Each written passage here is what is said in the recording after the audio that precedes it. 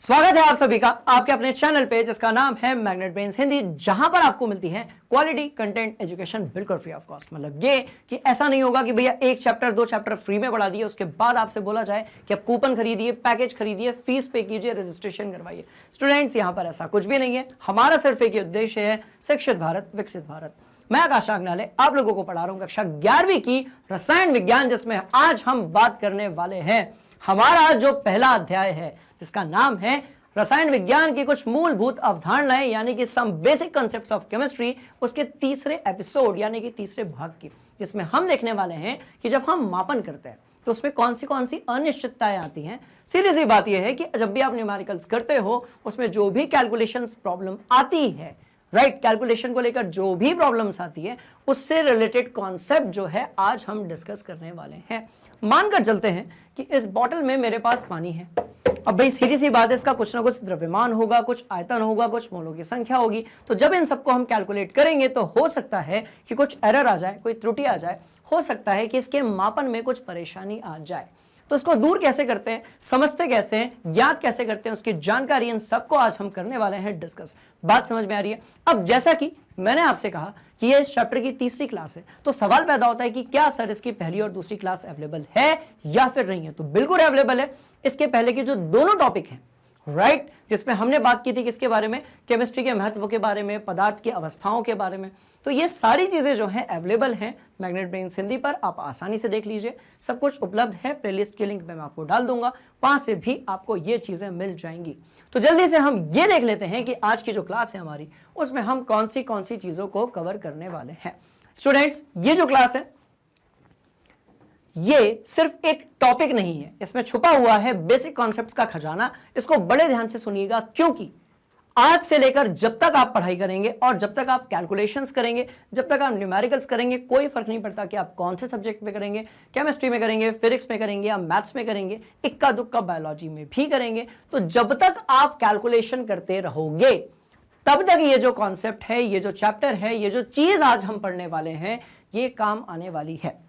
तो ये सिर्फ एक टॉपिक नहीं है, ये आपके इसके बाद के जो चैप्टर्स हैं उसमें आपका जो भी परफॉर्मेंस होगा उसको भी डिजाइन करेगा। इसलिए बड़े ध्यान से इसको पढ़िएगा। स्टार्ट करते हैं आज की क्लास और देखते हैं इसमें आज हम क्या क्या करने वाले हैं। तो भैया ऐसा है, टॉपिक का नाम है मापन की अनिश्चितताएं। मतलब ये कि जब भी आप किसी चीज को मापते हो, जैसा कि अभी बॉटल वाला एग्जाम्पल मैंने आपको दिया, तो उसमें यदि किसी भी प्रकार की त्रुटि आती है, अनिश्चितता आती है, तो उसको हम कैसे पता लगाएंगे। तो इसमें बेसिकली हमें तीन चीजें पढ़नी है। हमारा ये जो अध्याय है इसका टॉपिक 3 है। इसमें पहला तो भैया हमें पढ़ना है वैज्ञानिक संकेतन। हमें क्या पढ़ना है? वैज्ञानिक संकेतन। क्यों पढ़ना है? क्योंकि आप जानते होंगे कि हमारे आसपास कुछ चीजें ऐसी हैं जो बहुत बड़ी हैं, जैसे कि पृथ्वी। अब पृथ्वी का जो द्रव्यमान है, यदि उसको हम लिखने की कोशिश करेंगे तो कैसा हो जाएगा भाई? बहुत बड़ा, पूरा बोर्ड भर जाएगा। इतना किलोग्राम में पृथ्वी का द्रव्यमान है। तो उसको शॉर्ट में लिखने के लिए हम उपयोग करते हैं वैज्ञानिक संकेतन। कुछ इसी तरीके से यदि हम इलेक्ट्रॉन के द्रव्यमान की बात करें, तो इलेक्ट्रॉन का द्रव्यमान यदि हम लिखने की कोशिश करेंगे तो उसमें भी हमारा बोर्ड भर जाएगा, कॉपी भी भर जाएगी आपकी। तो उसके लिए भी हम लोग उपयोग करते हैं वैज्ञानिक संकेतन। बात समझ में आ गई? तीसरी बात यह है कि भैया आप पढ़ने वाले हो सार्थक अंकों के बारे में। सार्थक अंकों के बारे में इसका मतलब क्या हुआ कि कहीं पर यदि लिखा हुआ है, ठीक है, 2.678, तो यहां पर कितने सार्थक अंक हैं ये पता होना हमें बहुत ही ज्यादा जरूरी है, नहीं तो कैलकुलेशन में आ सकती है दिक्कत। तो अब इन सारी चीजों को हम पढ़ने वाले हैं इस चैप्टर में। सार्थक अंक में हम दो चीजें पढ़ने वाले हैं, एक हमारी परिशुद्धता जिसको हम लोग क्या बोलते हैं? प्रिसीजन, और दूसरी हमारी यथार्थपरकता जिसको हम लोग क्या बोलते हैं भाई? एक्यूरेसी। आपने कई बार सुना होगा कि आपने एकदम बिल्कुल सही दिया, एक्यूरेट जवाब दिया। तो ये जो एक्यूरेसी है इसको हम बोलते हैं यथार्थपरकता, और जो प्रिसीजन है उसको हम लोग बोलते हैं परिशुद्धता। तो ये दोनों चीजें हम पढ़ेंगे। हम ऐसे वाले बहुत सारी चीजों को देखेंगे, कैलकुलेट करेंगे, कॉन्सेप्ट सीखेंगे, और रसायन विज्ञान को लेकर आपका जो डर है उसकी उड़ा देंगे हम यहां पर धज्जियां। बात समझ में आ रही है? तो ध्यान से देखिएगा। और क्या देखने वाले हैं? तो हम देखने वाले हैं विमीय विश्लेषण। अब क्योंकि रसायन विज्ञान है इसलिए हम डायमेंशनल फॉर्मूला या जो विमीय सूत्र है उसके बारे में ज्यादा बातें नहीं करेंगे। भाई वो कॉन्ट्रैक्ट मिला है आपके फिजिक्स के सेकंड अध्याय को, सेकंड चैप्टर को, जिसका नाम है आपका इकाई और मापन, यूनिट्स एंड मेजरमेंट। ठीक है, तो इन तीन चीजों को हम लोग देखने वाले हैं। आपको यदि पहले से कुछ आता है अच्छी बात है, नहीं आता है और भी अच्छी बात है। बात समझ में आ गई? क्योंकि खाली दिमाग को भरना ज्यादा आसान होता है। बात समझ में आ रही है? कुछ पहले से पता ही नहीं होगा तो कोई कंफ्यूजन ही नहीं होगा, और जब कंफ्यूजन नहीं होगा तो जितनी चीजें मैं आपको पढ़ाऊंगा सब कुछ आपके दिमाग के अंदर हो जाने वाली हैं बढ़िया तरीके से फिट। तो घबराने जैसी कोई बात नहीं है। अब स्टार्ट कर रहे हैं हम लोग हमारा आज की क्लास, जिसमें हम बात करेंगे सबसे पहले वैज्ञानिक संकेतन के बारे में। क्लियर है कहानी? सिंपल है कहानी? चलिए चलते हैं यहां पर और देखते हैं कि आज की क्लास में हम क्या क्या देखने वाले हैं। तो हम देखने वाले हैं भाई मापन में अनिश्चितता। अब स्टूडेंट्स, हमारे आसपास जिस भी चीज का हम मापन करते हैं, जरूरी थोड़ी है कि हर बार जो आंसर है वो बिल्कुल सही आए। हमसे त्रुटि हो सकती है, हमसे एरर हो सकता है। हमसे नहीं हुआ तो मशीन से हो जाएगा। आप याद करो, कभी कभी क्या होता है, आप जो है एयर प्रेशर मापना चाहते हो। कई बार आपने देखा होगा कि हम सब लोग अपने वाहनों में क्या करते हैं, हवा डलवाते हैं, राइट। अलग अलग पेट्रोल पंप पर जब हम हवा डलवाते हैं तो अलग अलग प्रकार की रीडिंग आती है। हो सकता है कि ये सही हो और ये भी हो सकता है कि ये गलत हो। आपने देखा होगा तो अगला वाला जो व्हील होता है बाइक का, ठीक है, क्योंकि बाइक का सभी ने देख रखा है, कार का जनरली लोग नहीं देख पाते, क्योंकि बाइक का दिखता ही है। आपने यहां गाड़ी ऐसे रखिए ना, तो यहां पर ऐसा पंप रहता है तो उससे रीडिंग दिखती है। कार में जरूरी नहीं है कि आप देखोगे, तो आप यदि देखेंगे तो अगला जो व्हील रहता है उससे 25 से 35 और पिछला जो रहता है उसमें 30 से 40 के बीच में हवा डाली जाती है। तो जरूरी थोड़ी है कि हर पंप पे आप यदि चेक करवाओगे कि आपकी गाड़ी के अगले पहिया या पिछले पहिए में हवा कितनी है तो वो एक समान आए, और एक समान आ रही है, वेल एंड गुड, बहुत अच्छी बात है। पर यदि वो चीज एक समान नहीं आ रही है, इसका मतलब यह हुआ कि मापन में है अनिश्चितता। और यदि मापन में अनिश्चितता है तो उसके लिए आपको ये जो त्रिदेव हैं, 3 कॉन्सेप्ट्स हैं, इसके बारे में पता होना ही चाहिए, जिसमें से एक है वैज्ञानिक संकेतन, जिसको हम बोलते हैं साइंटिफिक नोटेशन, दूसरा है सार्थक अंक, जिसको हम बोलते हैं सिग्निफिकेंट फिगर, और तीसरा है विमीय विश्लेषण, जिसको हम बोलते हैं डायमेंशनल एनालिसिस। बात समझ में आ रही है? एक और बात कि जब हम ये चीजें पढ़ेंगे तो हम इसको हिंदी मीडियम में तो पढ़ ही रहे हैं, हम बीच बीच में जो टर्म्स हैं हमारे उसको इंग्लिश में भी पढ़ेंगे, ताकि जब आप कोई एग्जाम दें, हालांकि हर एग्जाम में हिंदी मीडियम इंग्लिश मीडियम हर तरीके से पेपर आता है, पर यदि कोई हिंदी का शब्द आपके समझ में नहीं आए और यदि हो सकता है कहीं पर इंग्लिश का ही शब्द दिया हो उस प्रश्न में, तो वो भी आपको बढ़िया तरीके से बन जाए। बात समझ में आ रही है? चलिए भाई चलते हैं किसकी तरफ, वैज्ञानिक संकेतन की तरफ चलते हैं। और इसको चलने के लिए हम एक काम करते हैं, हम यहां आते हैं। अब बात करते हैं कि इसके वैज्ञानिक संकेतन की। क्यों ये पढ़ना जरूरी है वो मैं आपको बताता हूं। आप ध्यान से यहां पर देखिएगा, यहां पर नहीं, आप ध्यान से जो है यहां पर देखिएगा। बात समझ में आ गई? क्यों इसको पढ़ना जरूरी है, बिल्कुल ध्यान से देखिएगा। अब यदि हम बात करें पृथ्वी के द्रव्यमान की, ध्यान से देखना, बड़ा ही आसान है, घबराने की जरूरत नहीं है। आप में से बहुत सारे स्टूडेंट्स ऐसे हैं जो कक्षा 11वीं में आकर मोटी मोटी किताबें देखकर घबराना शुरू कर चुके हैं। बिल्कुल जरूरत नहीं है, नॉट टू वरी। सिलेबस आसान है, बस थोड़ा सा बड़ा है, कॉमन सेंस यूज करेंगे बन जाएगा, मत घबराइए। देखिए कोई फर्क नहीं पड़ता, मतलब यदि कोई नॉन साइंस स्टूडेंट भी ये देख रहा होगा, नॉन साइंस यानी कि जिसकी साइंस स्ट्रीम नहीं है, तो भी उसको ये चीज बन जाएगी। ठीक है, कैसे? देखो अब पृथ्वी का द्रव्यमान कितना है, ध्यान से देखिएगा, लगभग इतना है। देखो देखो देखो देखो देखो देखो देखो 5.98, ठीक है। या फिर इसको मैं पूरा यदि लिखने की कोशिश करूं तो ये लगभग कितना होगा, 5.98 को अपन 6 ले लें, ठीक है। तो ये 6, 1 2 3 4 5 6 7 8 9 10 11 12 13 14 15 16 17 18 19 20 21 22 23 24। एक बार फिर से काउंट करते हैं, ठीक है। बचपन में हमने लोगों ने जो गिनती सीखी थी ना, वो आज ही के दिन के लिए सीखी थी। ध्यान से देखो कितने शून्य, इतने कभी नहीं देखे होंगे आपने। 1 2 3 4 5 6 7 8 9 10 11 12 13 14 15 16 17 18 19 20 21 22 23 और 24। अब पृथ्वी का जो द्रव्यमान है वो इतने किलो है। जहां तक अपने को आता है वहां तक काउंट करने की कोशिश करते हैं, अपन हिंदी में करते हैं पहले, ठीक है। चलो भैया, इकाई दहाई सैकड़ा, हजार 10,000, लाख 10 लाख, करोड़ 10 करोड़, अरब 10 अरब, खरब 10 खरब। खरब के बाद क्या आएगा तो मुझे पूरा याद नहीं है, पर नील आता है, नील 10 नील, पदम 10 पदम, उसके बाद शंख 10 शंख, और उसके बाद की जो कहानी है वो अपने को भी अता पता कुछ नहीं है। इसका मतलब कैसे बताओगे? कोई पूछेगा आपसे कि पृथ्वी का द्रव्यमान बताओ, तो आप ऐसे बताओगे? हमको नहीं पता, बहुत ज्यादा होता है, आप ऐसे लिखोगे कि बहुत ज्यादा होता है? नहीं। इसलिए फिर जो है ये कॉन्सेप्ट डिजाइन किया गया, जिसको हम लोग बोलते हैं साइंटिफिक नोटेशन या फिर आपका वैज्ञानिक संकेतन। तो ऐसा लिखने से ज्यादा अच्छा है कि आप इसे लिख दें कुछ ऐसा, 6 × 10⁻24 kg, दैट्स ऑल।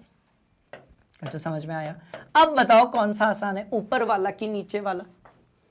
अब बताओ कौन सा आसान है, ऊपर वाला कि नीचे वाला? तो भैया यहां पर आपने ये जो 10⁻24 लगाया ना, ये शून्य देखकर ही तो लगाया। और इसको हम लोग क्या बोलते हैं? इसी को हम लोग बोलते हैं वैज्ञानिक संकेतन, यानी कि साइंटिफिक नोटेशन। जब जब जब जब जब किसी मूल्य को, किसी वैल्यू को आप इस तरीके से रिप्रेजेंट करते हो। बात समझ में आ गई? अब एक काम करते हैं, यहां चलते हैं, इसको अपनी कॉपी में आप बढ़िया तरीके से नोट कर लो, उसके बाद हम इसको आगे डिस्कस करेंगे। ठीक है? तो कहानी बड़ी सिंपल सी है, आपने इसको नोट कर लिया होगा, कर लिया होगा, कर लिया होगा। अब भाई यहां पर देखो, तो सीधी सी कहानी यह है कि आप यदि वैज्ञानिक संकेतन यानी कि साइंटिफिक नोटेशन की बात करते हो, तो आपको क्या करना है? बहुत आसान है। आपको बस पहली जो कोई भी पहला अंक है, जैसे अब यहां पर लिखा हुआ है 280 या 2800, तो आपको बस पहले अंक के आगे क्या लगा देना है? आपका दशमलव लगा देना है। ये हमारा होना चाहिए टारगेट। कैसे होना चाहिए? ध्यान से देखो, तो इसको कैसे बनाओगे? तो भैया ये हो जाएगा 2.8 × 10⁻1 2 3। तो दशमलव किस तरफ जा रहा है, इससे हम पावर का डिसीजन लेते हैं। बात समझ में आ गई? बड़ी ही सिंपल सी कहानी है। कैसे कहानी सिंपल है? ध्यान से देखिएगा। अब आप कह रहे हो कि इस तरफ जो है आपका यदि दशमलव जाएगा, इस तरफ यदि, अभी देखो दशमलव किस तरफ गया, अभी दशमलव यहां पर लगा हुआ था, पहले यहां पर लगा हुआ था, इसलिए 1 2 3 4 थे, अब 1 2 3। तो दशमलव यदि इस तरफ जाएगा तो जो 10 की घात है वो बढ़ जाएगी। बहुत ही सिंपल सी कहानी है। इसीलिए यदि मैं बात करूं इस वाले की 52,314 की, तो 52,314 में आप दशमलव को इस तरफ लेकर आए, इसलिए यहां पर 10 की घात 4 हो गया। बड़ी सिंपल सी कहानी है, कुछ नहीं करना है। कैसा भी अंक दिया है अपने को उससे कोई लेना देना नहीं है, अपने को उसको कन्वर्ट कर देना है। ऐसा देखो, पहला अंक, पहला अंक, पहला अंक, पहला अंक। बात समझ में आ रही है? तो पहला अंक आना चाहिए, उसके बाद आपका पॉइंट यानी कि आपका जो डेसिमल है वो लग जाना चाहिए। अब भाई यहां पर 3.2 ऑलरेडी गिवन है, तो इसको कुछ भी करने की जरूरत नहीं है। आप एक काम करें, आप सीधे सीधे लिख दें 10 की घात 0, और आप जानते हैं कि 10 की घात 0 जो है वो कितना होता है? भाई 1 होता है। हम बचपन से पढ़ते आ रहे हैं कि भैया x की पावर 0 जो है, इस x ने बड़ा ही परेशान किया है, तो x की पावर 0 जो है वो कितना हो जाएगा? आपका 1 हो जाएगा। बात समझ में आ गई? बस इतनी सी कहानी है। अब क्या लिखा हुआ है भैया? ये देखो, इतना बड़ा लिखा हुआ है। अब यदि इसको मुझे 4.28 बनाना है, तो उसके लिए क्या करना पड़ेगा? ये जो दशमलव है मुझे उस तरफ लेकर जाना पड़ेगा। बात समझ में आ गई? तो कैसे लेकर जाऊंगा? कुछ नहीं, मैंने KG1 KG2 में गिनती पढ़ी थी, मैं गिनती उपयोग करूंगा। बचपन वाली बात है, कुछ भी नया नहीं है। देखो 1 2 3 4 5, तो ये हो गया भैया उस तरफ जाकर 4.28, 5 पे दशमलव आपका शिफ्ट हो गया, और ये आ गया आपकी 10 की घात -5। ये कितना हो गया आपका? 10 की घात -5। तो इस तरीके से आप आसानी से बता सकते हो, ये हो गया आपका 10 की घात -5।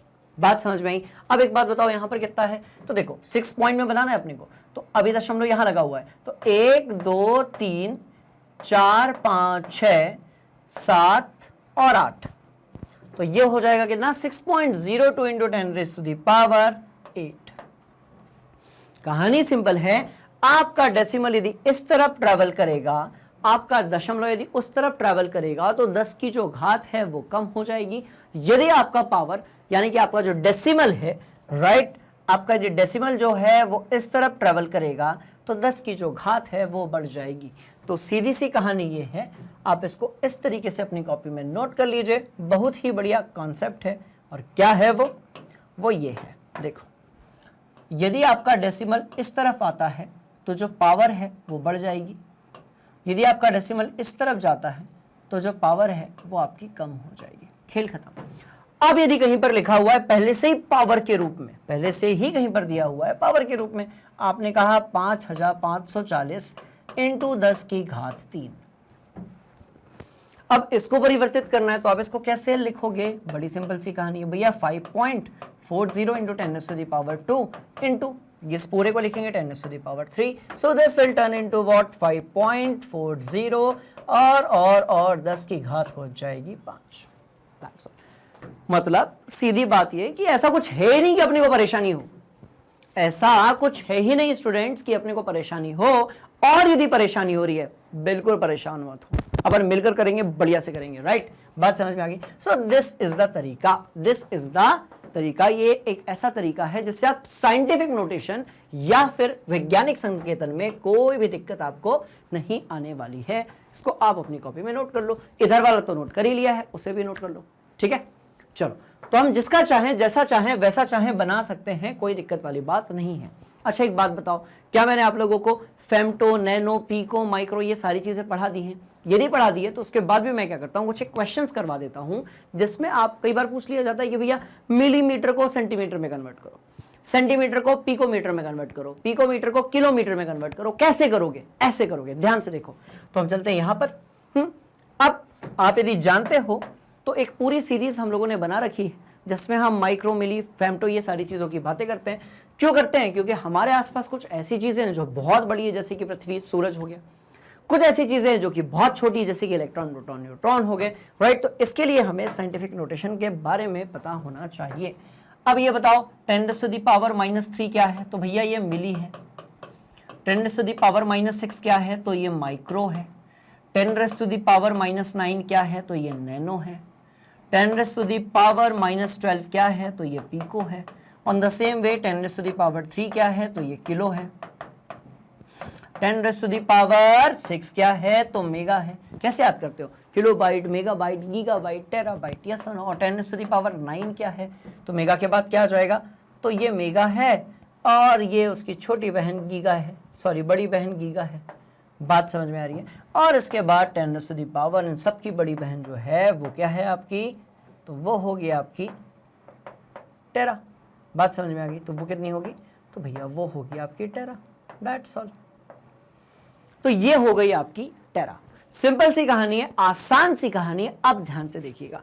अब आपसे कोई कह रहा है कि आप जो है ना 50 या 52 नैनोमीटर को परिवर्तित करो मीटर में।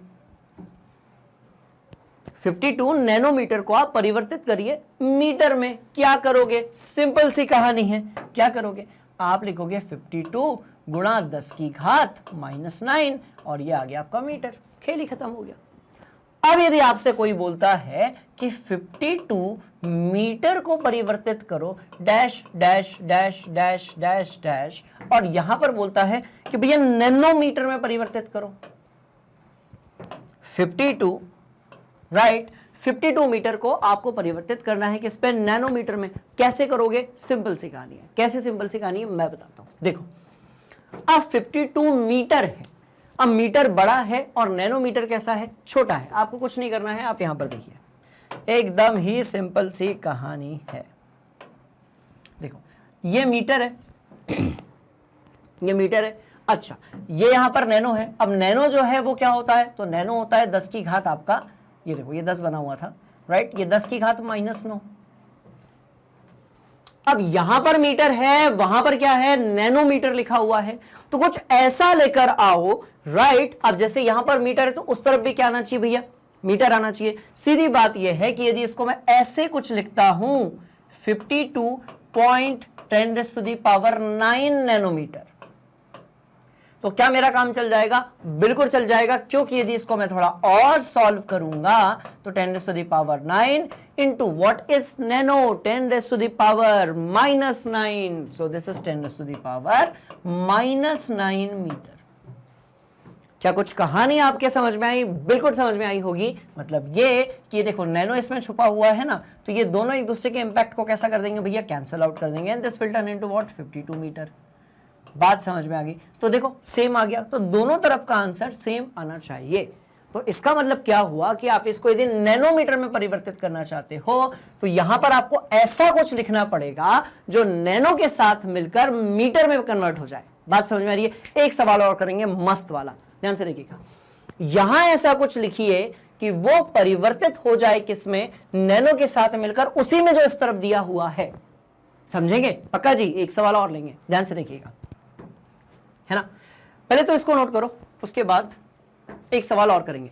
कर लिया? ठीक। अब देखो, अब देखो, इसको यहां से हटाते हैं, ठीक है। बढ़िया वाला सवाल, बस याद रहे कि आपका जो ब्रैकेट है, राइट, आपका जो ब्रैकेट है वो दोनों तरफ अपन बनाएंगे। आपका जो इक्वल टू का साइन है, आपका जो बराबर का चिन्ह है, राइट, उसके दोनों तरफ के जो मान है वो एक समान होने चाहिए, जो कि गणित का एक छोटा सा नियम है पर बड़ा महत्वपूर्ण नियम है। बचपन से हम कई बार पढ़ रहे हैं कि दोनों तरफ का मान कैसा होना चाहिए भैया? एक समान होना चाहिए। कैसे? देखो देखो देखो देखो देखो, अब यहां पर लिखा हुआ है 48, ठीक है, 48 किलोमीटर। क्या लिखा हुआ है? 48 किलोमीटर लिखा हुआ है। अब आप इसको परिवर्तित करना चाहते हो किसमें किसमें किसमें किसमें किसमें भैया? नैनोमीटर में, या चलो माइक्रोमीटर में।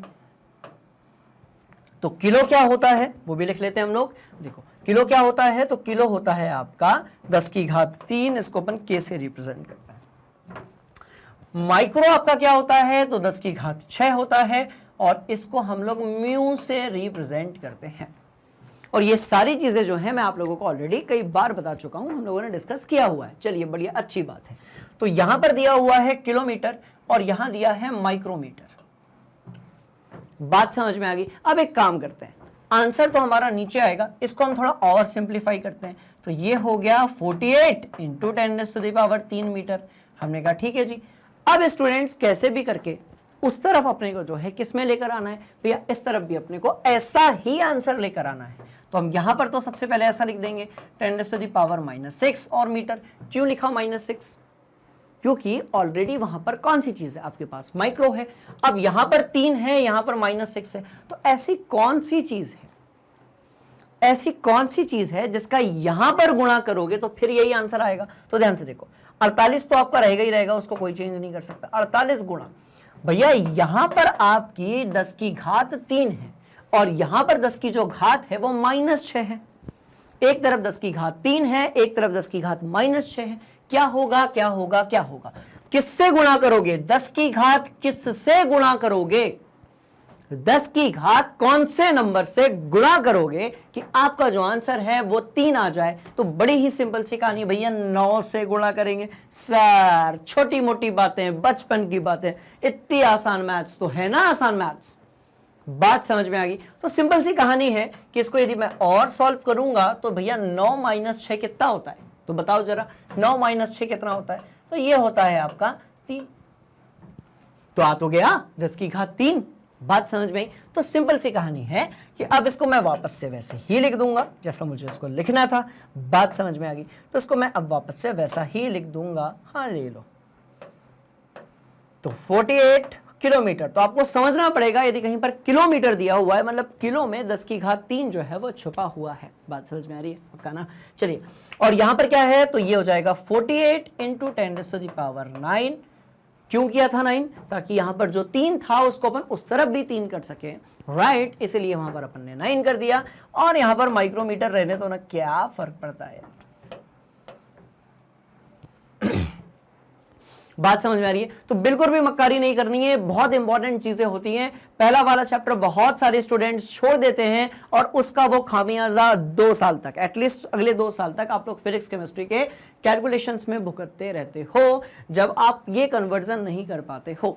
बात समझ में आ रही है? तो स्टूडेंट्स, आपको कैसा भी डाउट है, कोई भी डाउट है, कोई भी दुख दर्द है, आप सीधे कमेंट बॉक्स में पूछ लो, बिल्कुल घबराने वाली बात नहीं है। समझ में आ गई बात? चलो ये हो गया, एक और करते हैं। कर लिया नोट? बस ये याद रखना है कि आपका जो क्या है, आपका जो इक्वल टू का साइन है, आपका जो बराबर है, उसके दोनों तरफ की वैल्यू जो है वो एक समान होनी चाहिए। बस खेल खत्म, हमको बाकी कोई मोह माया नहीं है इस टॉपिक को लेकर। बात समझ में आ रही है? इतना सा कॉन्सेप्ट है कि उस तरफ का कुल मान और इस तरफ का जो कुल मान है वो कैसा होना चाहिए भैया? एक समान होना चाहिए। सिंपल सी कहानी। चलो मिटाते हैं इसको। ये लो ये लो ये लो ये लो ये लो। चलो हो गया? पक्का जी? एक और करेंगे। अभी तो मैं करवा रहा हूं, पर मजा आएगा जब इसके लाइव क्लास होगी, उसमें आप जो जो क्वेश्चंस पूछते जाओगे वहीं के वहीं जगह पर जो है अपन उसका आंसर निकाल लेंगे, है ना। चलो अब एक काम करते हैं, कुछ भयंकर सा लेते हैं। तो मैंने भयंकर सा लेने की कोशिश की, मैंने कहा भैया 5.28 और यहां पर दिया हुआ है पिकोमीटर। ध्यान से देखना, 5.28 पिकोमीटर को मुझे परिवर्तित करना है किसमें करना चाहोगे? पिकोमीटर को परिवर्तित माइक्रोमीटर में कर लें या फिर आप जो है किसी में भी कर लेते हैं, मेगामीटर में करते हैं। चलो भैया, मेगामीटर, पहला वाला m जो कि कैपिटल है वो मेगा को बता रहा है, दूसरा वाला जो m है वो आपके मीटर को बता रहा है। मैंने कहा ठीक है चलो परिवर्तित कर देते हैं, ये ऐसा लगा हुआ है।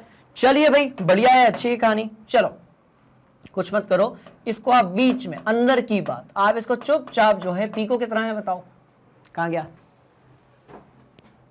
10 की घात -12 है तो पीको पे लिख दो 10 की घात -12 और यहां पर लिख दो मीटर इज इक्वल टू, और मेगा कितना होता है? तो मेगा 10 की घात 6 होता है कि नहीं होता है? देखो ये होता है, हाँ जी हाँ जी हाँ जी हाँ जी। तो ये हो जाएगा 10 की घात 6 मीटर। अब भैया 5.28 तो रहेगा ही ना यार, ये तो कोई चेंज होने वाला नहीं है, तो 5.28 तो उधर ही रहेगा। बात समझ में आ रही है? तो ये हो गया आपका गुणा। चलो अब बीच में कुछ ऐसा करो, ध्यान से देखो भैया, इधर पे 5.28 इंटू 10⁻⁻12 है और यहां पर 5.28 भी है, 10⁻6 भी है। अब यहां पर कुछ ऐसा रखो कि ये आंसर आ जाए। बात समझ में आई? यहां पर कुछ ऐसा रखो कि उधर वाला आंसर आ जाए, बिल्कुल भी घबराने की जरूरत नहीं है। अब ये बताओ यहां 10 की घात कितनी है? -12 है। यहां 10 की घात कितनी है? 6 है। तो 10 की घात -12 को 6 बनाने के लिए आप क्या करोगे? 10 की घात -12 को 6 बनाने के लिए आप क्या करोगे? या 10 की घात 6 को -12 बनाने के लिए आप क्या करोगे? सिंपल सी कहानी है, 10 की घात 6 को -12 बनाने के लिए आप क्या करोगे? आप करोगे गुणा, किससे? -18 से। आप गुणा करोगे किससे? -18 से, क्योंकि -18 में जब आप 6 जोड़ेंगे तो आपका आंसर कितना आएगा भैया? 12 आ जाएगा। तो बस हो गया ना खेल खत्म, काहे परेशान होते हो? तो 10 की घात -18, ये लो बात ही खत्म हो गई यार। तो 10 की घात -18 से जब आप गुणा करोगे राइट, तो आपका आंसर यही आ जाएगा। हमने कहा ओके, इतनी सी कहानी थी, कहां हम परेशान हुआ करते थे कि तो हम 5th 6th में होते तो भी हमसे बन जाता। बात समझ में आ गई? तो देखो -12 यहां पर था, वहां पर सिर्फ 6 था, आपने -18 से गुणा किया और आपका जो आंसर है वो आ गया -12। आपने कहा वाह यार ये तो सही है। वापस से आप इसको क्या करोगे? वापस से इसको ऐसे ही लिख दो। क्या लिखोगे? पूरा करने की जरूरत नहीं है, आंसर तो आ ही गया। तो वापस से लिख दो picometre is equal to 5.28 into 10⁻⁻18 megametre. कछु समझ में आया? तो भैया इस तरीके से आप जो है सभी स्टूडेंट्स ध्यान देंगे, आप आंसर ला सकते हो। बहुत ही सिंपल तरीका है, बहुत ही आसान तरीका है। अब एक काम करना, अपनी किताब ओपन करना और वहां पर एनसीईआरटी में भी 1-2 क्वेश्चन है और आपके स्टेट बोर्ड की किताबों में भी 1-2 क्वेश्चन है, तो वहां से आप जो है ऐसे वाले जितने भी क्वेश्चंस दिखते हैं आप सारे सॉल्व कर सकते हो। समझ में आ गई? पक्का जी, घबराने वाली कोई बात नहीं है, नोट कर लो। चलो तो आज के बाद कोई भी स्टूडेंट मेरी क्लास का परेशान नहीं होगा इस पर्टिकुलर टॉपिक को लेकर। एक क्वेश्चन और कर ले, बिल्कुल कर लेते हैं, ठीक है। आपकी कमी तैयारी में कोई भी कमी जो है हम नहीं छोड़ने वाले हैं, क्योंकि बड़ा इंपॉर्टेंट टॉपिक है। यहां से आ जाते हैं क्वेश्चन। चलो एक और करते हैं, क्या कहते हो? कोई भी नंबर बताओ जरा। क्या ले लें यार? 100 ले लेते हैं। 100 इतना ही मार्क्स लेकर आने हैं। और 100 दिया हुआ है आपका मिली, अच्छा मीटर नहीं है, मीटर को अपन थोड़ा सा चेंज करते हैं, मिलीग्राम, 100 मिलीग्राम, राइट। और इसको परिवर्तित करना है dash dash dash dash dash nanogram में।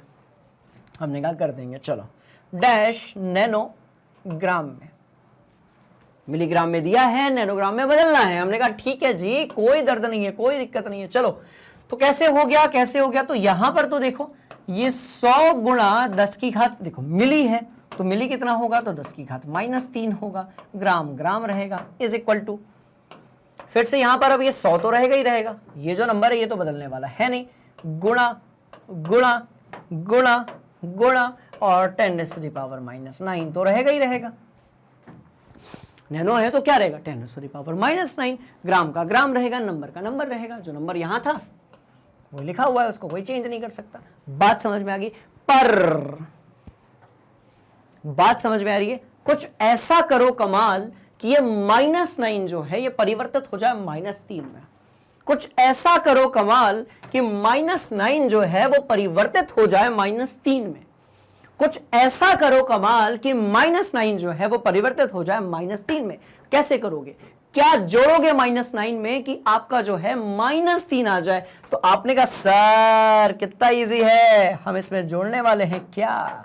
हम जोड़ने वाले हैं इसमें 6, क्योंकि भैया -9 में जब आप 6 जोड़ोगे, -9 में आप जब 6 जोड़ोगे तो आपका आंसर कितना आएगा? -3 आएगा। ठीक है, बड़ी सिंपल सी कहानी है। ये तो हम 3rd 4th क्लास के बच्चे से पूछेंगे तो वो भी बता देगा। तो यही तो है कहानी, काहे घबराते हो? इतना इजी तो रहता है यार। जबरदस्ती 11th क्लास में आकर आप लोग जो है मोटी मोटी किताबें देखकर घबराते रहते हो। बिल्कुल मत घबराओ भैया, सारी तैयारी करवाऊंगा, बढ़िया से करवाऊंगा। नहीं आएगा समझ में तो बताना और मेहनत करेंगे। बात समझ में आ रही है? पर पूरा सीख कर रहेंगे, ये आप लोगों से वादा है। ठीक है जी, चलो।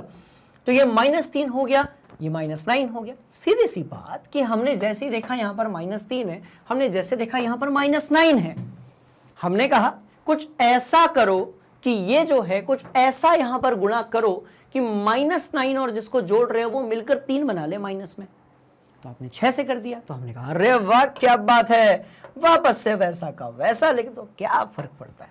लो चलो रुको रुको, तो ये हो गया 100 और मिलीग्राम इज इक्वल टू 100 और 10 की घात 6 क्या होता है? 10 की घात 6 क्या होता है? तो भैया 10 की घात 6 होता है आपका, किधर गया भैया, बाहर निकल चल, मेगाग्राम। तो ये हो गया 10⁻6 और n तो ये यहां पर ऐसा था ही। अब मेगा नहीं लिखना है, यहाँ पे एक बार नैनो लिख दिया ना आपने, अब मेगा लिखने की जरूरत नहीं है किसी को भी। ये लो भैया, हो गया खेल खत्म। बात समझ में आई? तो आज के बाद मेरे किसी भी स्टूडेंट को ऐसी वाली कोई दिक्कत नहीं आनी चाहिए। इसको बहुत बढ़िया तरीके से अपनी कॉपी में आप लोग टिप लेंगे। ठीक है, चलो कर लिया नोट। सिंपल है, कोई दिक्कत वाली बात, सवाल ही नहीं पैदा होता यार, सारे निपटाएंगे, बिल्कुल घबराओ मत। करते हैं ना, पूरे करते हैं, बढ़िया से करते हैं। चलो हो गया। तो ये आपके साइंटिफिक नोटेशन थे। यहां पर हमने इस प्रकार के जो कैलकुलेशन करना है स्टूडेंट्स वो सारे सीख लिए हैं। चल रहे अगले टॉपिक की तरफ। चलो, तो ये था हमारा वैज्ञानिक संकेतन और कुछ मूलभूत आपके जो कैलकुलेशन इश्यूज आया करते थे वो अपन ने निपटा दिया। अब बढ़ते हैं आगे और पिटारे में से निकालते हैं हम अगला टॉपिक। और अगला टॉपिक क्या है आपका? सार्थक अंक। सवाल पैदा होता है कि ये सार्थक अंक क्या है। तो सवाल पैदा होता है कि ये जो सार्थक अंक है ये क्या है आपका। बात समझ में आ गई? तो सवाल पैदा होता है कि ये जो सार्थक अंक है ये क्या है। क्लियर? तो देखिएगा, अभी क्या होता है कि जब भी आप फिजिक्स केमिस्ट्री में बड़े बड़े कैलकुलेशंस कर रहे होते हैं, राइट, तो वहां पर अलग अलग प्रकार के नंबर्स आ जाते हैं। कैलकुलेशन करोगे तो नंबर आएगा ही आएगा।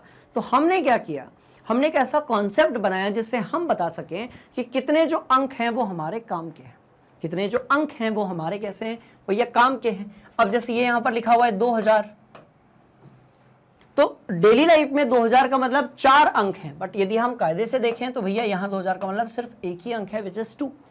बात समझ में आ रही है? तो इस कॉन्सेप्ट को समझने के लिए अब हमारे पास 2 तरीके हैं।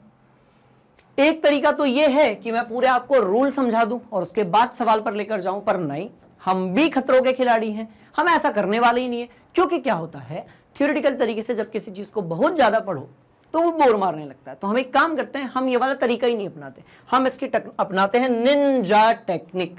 कैसे? ये लो, पहले पूरा कॉन्सेप्ट सीख लेंगे, उसके बाद उसके पीछे जो छुपे हुए राज हैं उसको कॉपी में नोट करेंगे। बात समझ में आ रही है? आपको 1 मिनट लगेगा, बस आप ये जो नंबर यहां पर दिए हुए हैं, राइट, इसको अपनी कॉपी में नोट करो, फिर डिस्कस करते हैं पीछे छुपे हुए कॉन्सेप्ट के बारे में।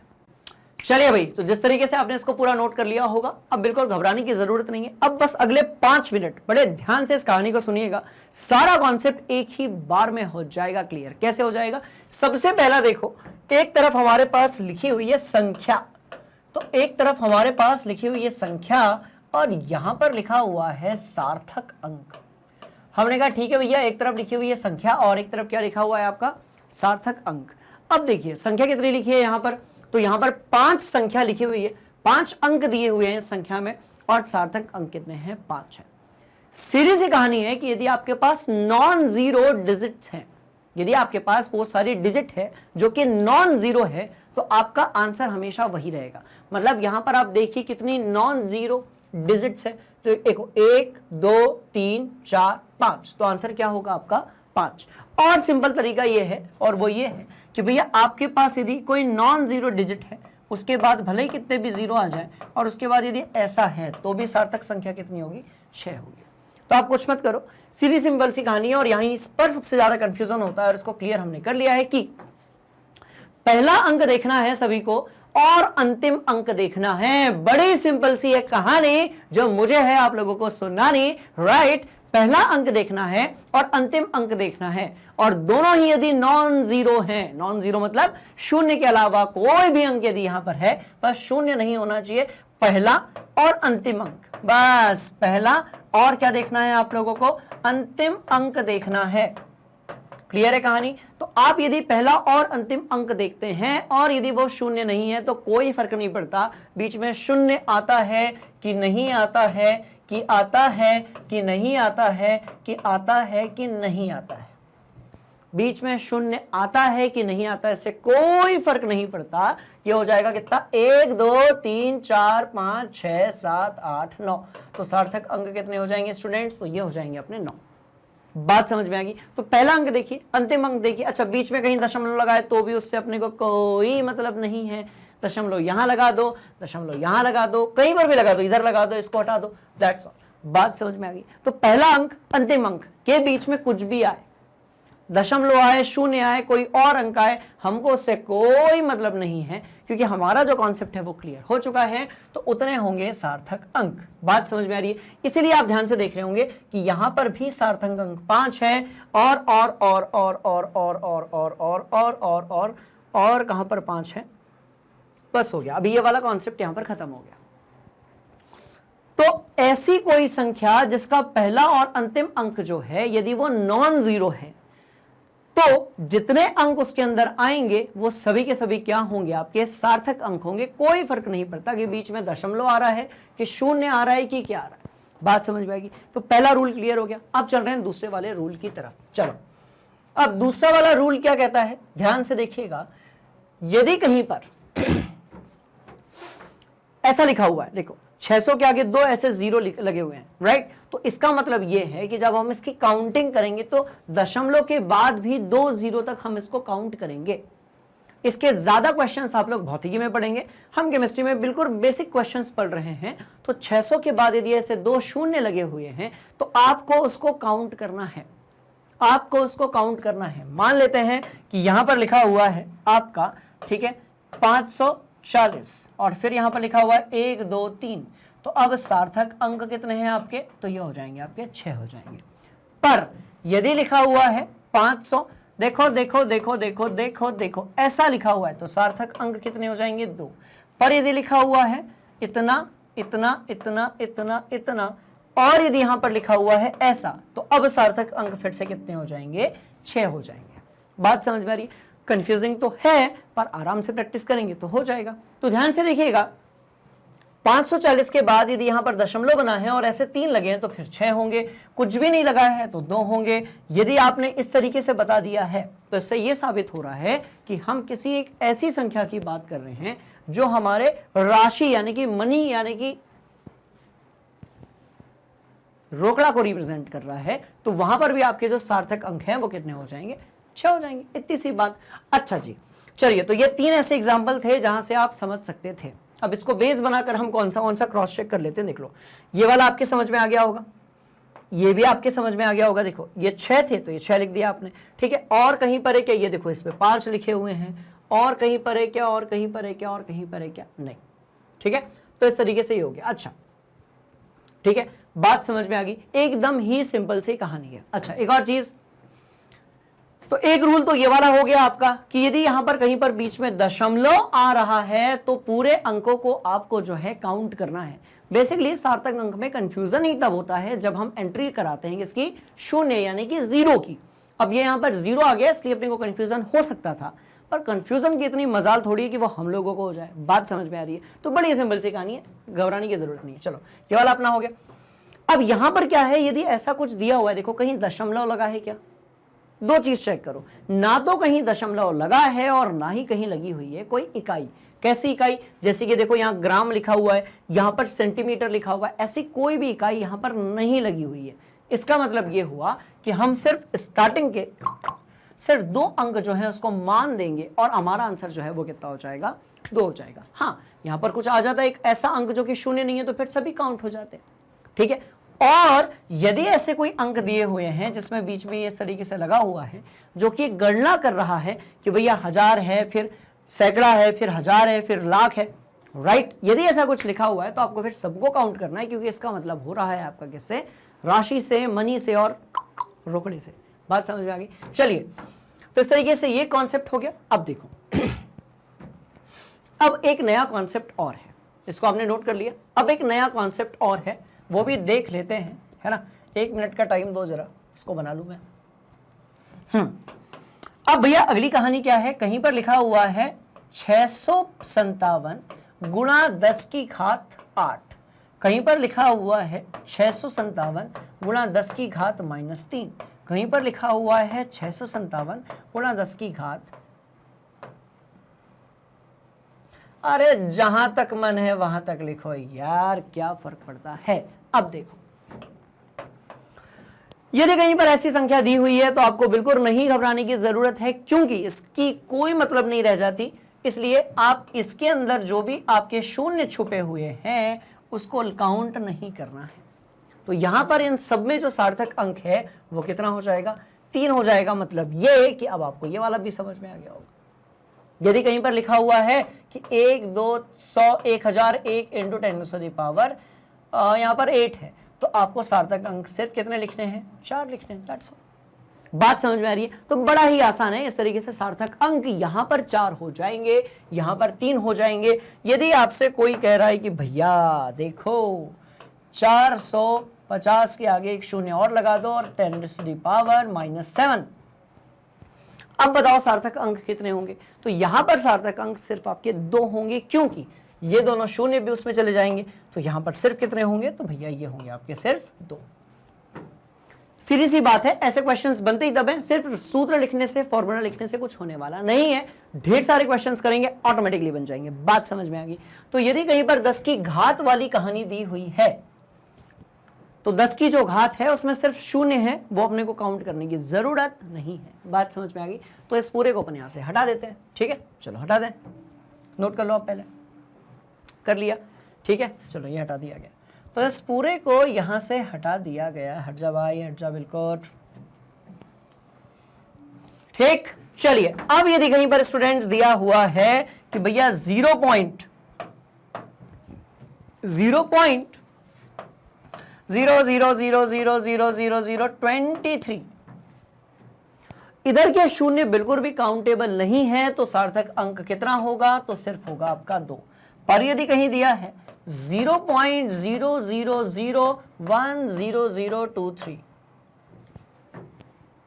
अब ये बीच वाले 0 काउंटेबल हैं और सार्थक अंक कितने होंगे, तो भैया 5 होंगे, ये वाले काउंटेबल नहीं है। पर यदि कहीं पर दिया हुआ है 10.000100023, भैया सीधी सी कहानी है कि आपका जो पहला अंक है और जो आपका अंतिम अंक है वो आपका नॉन जीरो है, यानी कि वो 0 या शून्य नहीं है, उससे अलग है। तो आपका जो है क्या हो जाएगा, काउंट करते हैं, 1 2 3 4 5 6 7 8 9 10 11। फिर से काउंट करेंगे, 2 और 2 4 और 2 6 और 4 10 और 1 11। तो अब यहां पर जो सार्थक अंक होगा वो क्या होगा, आपका 11 होगा। That's all. यहां पर जो सार्थक अंक है स्टूडेंट्स वो आपका क्या होगा, तो भाई 11 होगा। बात समझ में आ गई? बड़ी ही सिंपल सी कहानी है, तो इसको आप अपनी कॉपी में नोट कर लीजिए। इसको अपनी कॉपी में बढ़िया तरीके से आप लोग नोट कर लीजिए। तो अब इस हिसाब से ये वाला जो पार्ट है इसको भी आप डिकोड कर चुके हो कि भैया यहां पर आंसर आपका 1 आएगा। देखो ये तीनों के तीनों नॉन जीरो हैं तो यहां पर आंसर आपका 3 आएगा। अब देखो ध्यान से, इधर वाले शून्य काउंटेबल नहीं है, ठीक है, पर अब इसका एक नया एग्जाम्पल क्रिएट करता हूं मैं, ध्यान से देखिएगा। तो अगले एग्जाम्पल में कभी हमसे कहना चाहते हैं 0 0 0 0 0 और 2 3 4 5। तो इधर वाले शून्य जो है वो काम के नहीं है, पर उधर वाले जो शून्य हैं वो आपके काम के हैं और उनको लिखने की जरूरत है। मतलब ये कि यहां पर आपके जो सार्थक अंक होंगे वो कितने होंगे, तो वो होंगे आपके 4। कुछ समझ में आया? आया तो अच्छी बात है, नहीं आया तो और भी अच्छी बात है, और प्रैक्टिस करेंगे और समझेंगे। बात समझ में आ रही है? बुरी बात कभी होने वाली नहीं है, जब तक सिखाऊंगा नहीं तब तक छोड़ने वाला नहीं हूं किसी भी स्टूडेंट को। बात समझ में आ गई? तो ध्यान से इसको आप अपनी कॉपी में नोट कर लीजिएगा। इसीलिए क्या कह रहे हैं यहां पर, ध्यान से देखिएगा, इसीलिए इस वाले में ये 3 काउंटेबल हैं आपके, ये 3 आपके काउंटेबल हैं। अच्छा एक और चीज देखो, अब ये 5 के पॉइंट डबल ये लगा हुआ था, तो पहले हम देख चुके हैं कि भैया दशमलव के बाद के शून्य भी काउंट होते हैं, इसलिए यहां पर भी कितना आ जाएगा आपका 3 आ जाएगा। कोई फर्क नहीं पड़ता कि कोई आपकी इकाई लगी है नहीं लगी है, या फिर आपकी जो इकाई है वो इसमें लगी हुई है। बात समझ में आ रही है? तो इस तरीके से ये कहानी बड़ी ही इंटरेस्टिंग थी, आप इसको अपनी कॉपी में नोट कर लीजिए। ठीक, इजी, पक्का? चलो, तो ये खेल तो आपका खत्म हो गया है ना। तो इस तरीके से हमने सार्थक अंक की कहानी देख ली है। अब एक काम करते हैं, अब क्योंकि पहले जब पूरा कॉन्सेप्ट सीख लिया है तो अब इसके नियम रूल्स को लिखने में कोई दिक्कत हमें जाने वाली नहीं है। क्यों नहीं जाने वाली है? देखो देखो देखो देखो देखो देखो, क्यों नहीं जाएगी। सार्थक अंक को निर्धारित करने के कुछ नियम हैं, कभी कभी ये पूछ लिए जाते हैं, इसलिए आपको ये नियम जो है आपके दिमाग में याद होने चाहिए। कॉपी में है तो अच्छी बात है, पर आपके दिमाग में तो होने ही चाहिए। चलो भैया, सभी गैर शून्य मतलब नॉन जीरो अंक सार्थक होते हैं। उदाहरण के लिए 285 सेंटीमीटर में 3 सार्थक अंक हैं और 0.25 ml में 2 सार्थक अंक हैं। हमने कहा ठीक है, मान लिया। प्रथम गैर शून्य अंक से लेकर से पहले आने वाले शून्य सार्थक नहीं होते हैं। ऐसे शून्य केवल दशमलव की स्थिति को बताते हैं, अतः इसमें सिर्फ एक सार्थक अंक है। ओके, नॉन जीरो यदि आपका डिजिट है, अंक है, तो उसके पहले कितने भी शून्य आएंगे, दे आर नॉट काउंटेबल। कैसे कैसे कैसे कैसे कैसे? ध्यान से देखोगे तो ऐसे 0.0000023 कितने? 2। 0.0000023 कितने? 4। क्या सीखे सर? कहानी समझ में आई कि यहां वाले शून्य काउंट नहीं करते हैं, पर इधर वाले शून्य काउंट करते हैं, और कहानी होगी आपकी 4। मतलब नॉन जीरो डिजिट यानी कि ऐसा गैर शून्य यदि आपके पास कोई भी अंक है तो उसके पहले वाले शून्य जो है वो काउंटेबल नहीं है। पर यदि हम बात करेंगे किसकी? बाद वाले शून्य की, तो वो सारे के सारे कैसे हैं आपके? काउंटेबल हैं। बात समझ में आ गई? सिंपल सी कहानी। चलो, तो वही तो लिखा हुआ है। क्या लिखा है? प्रथम गैर शून्य अंक से पहले आने वाले शून्य सार्थक नहीं होते हैं। मतलब ये वाले शून्य, बेटा आप चारों सार्थक नहीं हो। बात समझ में आ रही है? चलो और आगे बढ़ेंगे। ऐसे शून्य केवल दशमलव की स्थिति को बताते हैं, अतः 0.03 में एक सार्थक अंक होगा और इसमें सिर्फ कितने होंगे? 2 सार्थक। अब यह देखो, अब क्योंकि हम किताब के बराबर लगभग जान गए हैं, किताब के बराबर इस पर्टिकुलर टॉपिक में, इसीलिए घबराने वाली कोई भी बात नहीं है। एक अभी मास्टर एग्जांपल करवाऊंगा, पूरा क्लियर हो जाएगा। चलो, 2 गैर शून्य अंकों के मध्य स्थित शून्य सार्थक होते हैं। हाँ, सब लोग जानते हैं ये लोग। इसमें आपके कितने होंगे? 4 सार्थक अंक होंगे। हमने कहा ठीक है भैया, अच्छी बात है, ठीक है। चलो और आगे बढ़ेंगे, है ना। और कोई रूल है क्या? देख लेते हैं। हाँ, इसको हटाते हैं अपन यहां से, ठीक है। किसी अंक की दाईं ओर या अंत में आने वाले शून्य सार्थक होते हैं। किसी अंक के दाईं ओर मतलब इस तरफ, मतलब 0.000280000। तो ये वाले 3 काउंटेबल नहीं है। एक काम करते हैं, इसको अपन 4 5 कर देते हैं, नहीं तो आप 3 3 में कंफ्यूज हो गए। ये सभी काउंटेबल हैं। चलो आगे बढ़ते हैं। किसी अंक की दाईं ओर या अंत में आने वाले शून्य सार्थक होते हैं, परंतु उनके लिए शर्त यह है कि वो दशमलव की दाईं ओर ऐसा हा। इसका मतलब क्या हुआ कि यहां कहीं पर भैया दशमलव होना चाहिए। मतलब यदि सिर्फ ये लिखा होता 1 2 3 4 5, रुको तो जरा इस कॉन्सेप्ट को इसकी नानी याद दिलाते हैं, ठीक है। देखो जरा, यदि यहां पर ये लिखा होता, देखो यहां पर ये पूरे सार्थक अंक हैं, पर यहां पर सिर्फ ये सार्थक अंक है। मतलब यदि दशमलव लगा है तो उधर वाले 0 काउंट होंगे, पर यदि नहीं लगा है तो काउंट नहीं होंगे। तो ऊपर वाले में कितना होगा, तो 1 2 3 4 5 6 7, तो ये होंगे 7 और ये होंगे आपके 2। कछु समझ में आया तो अच्छी बात, नहीं आया तो कमेंट बॉक्स में बताना, ठीक है। चलो ठीक है जी, है ना। अब देखो, तो दशमलव के दाईं ओर स्थित होना चाहिए। उदाहरण के लिए इसमें कितने होंगे, 3 होंगे, बिल्कुल सही है। परंतु इसमें केवल 1 होगा। अरे यही तो बता रहा हूं यार, कितना आसान तो है, राइट। ओके, अब इसमें तो 3 होंगे, क्यों 3 होंगे, बड़ी सिंपल सी कहानी है। और इसमें आपके 4 होंगे, क्योंकि इस संख्या में आप ये बता रहे हो कि यहां 3 तक तो काउंट करना ही है। तो सार्थक अंक में बड़ा ही इंपॉर्टेंट रोल है किसका, दशमलव का। बात समझ में आ रही है? ओके जी, चलो अब इसमें कितने होंगे, तो इसमें सिर्फ कितना होगा, 1 ही होगा, यही वाला होगा, ठीक है। और इसमें कितने होंगे, तो इसमें जो है क्योंकि इसको आप ऐसे भी लिख सकते हो, इसको आप ऐसे भी लिख सकते हो, कैसे भी लिख सकते हो, ठीक है। बात समझ में आ रही है? तो इसमें तो आपका 1 होगा, 2 सार्थक अंक के लिए आपको ये लिखना पड़ेगा। सीधी बात ये है कि दशमलव के बाद यदि शून्य है तो वो काउंट होता है। तो एक मास्टर क्वेश्चन करेंगे, सब समझ में आ जाएगा। चलो, और 3 सार्थक अंक ये वाले 3 यहां पर होंगे, ठीक है। एक मास्टर क्वेश्चन करते हैं। और कोई रूल है क्या? हाँ, वस्तुओं की गिनती, उदाहरण के लिए 2 गेंद, 20 रुपए, 20 अंडे, 50 अंडे, 10 किताब, 4 पेन, इन सब में आपके जो है सार्थक अंक पूरे के पूरे काउंट होंगे, राइट। और इन सब में सार्थक अंकों की जो संख्या है वो अनंत है, क्योंकि ये दोनों ही यथार्थपरक संख्या यानी कि एक्यूरेट है। इन्हें दशमलव लिखकर उसके बाद अनंत शून्य लिखकर व्यक्त किया जा सकता है। समझने की कोशिश करते हैं। चलो यहां जाते हैं और लेते हैं कुछ ऐसे उदाहरण जहां पर आपका जो पूरा कॉन्सेप्ट है वो एक ही बार में खत्म हो जाए। बात समझ में आ रही, क्लियर ही हो जाए, मतलब बहुत हो गया अभी। चलो आ जाओ।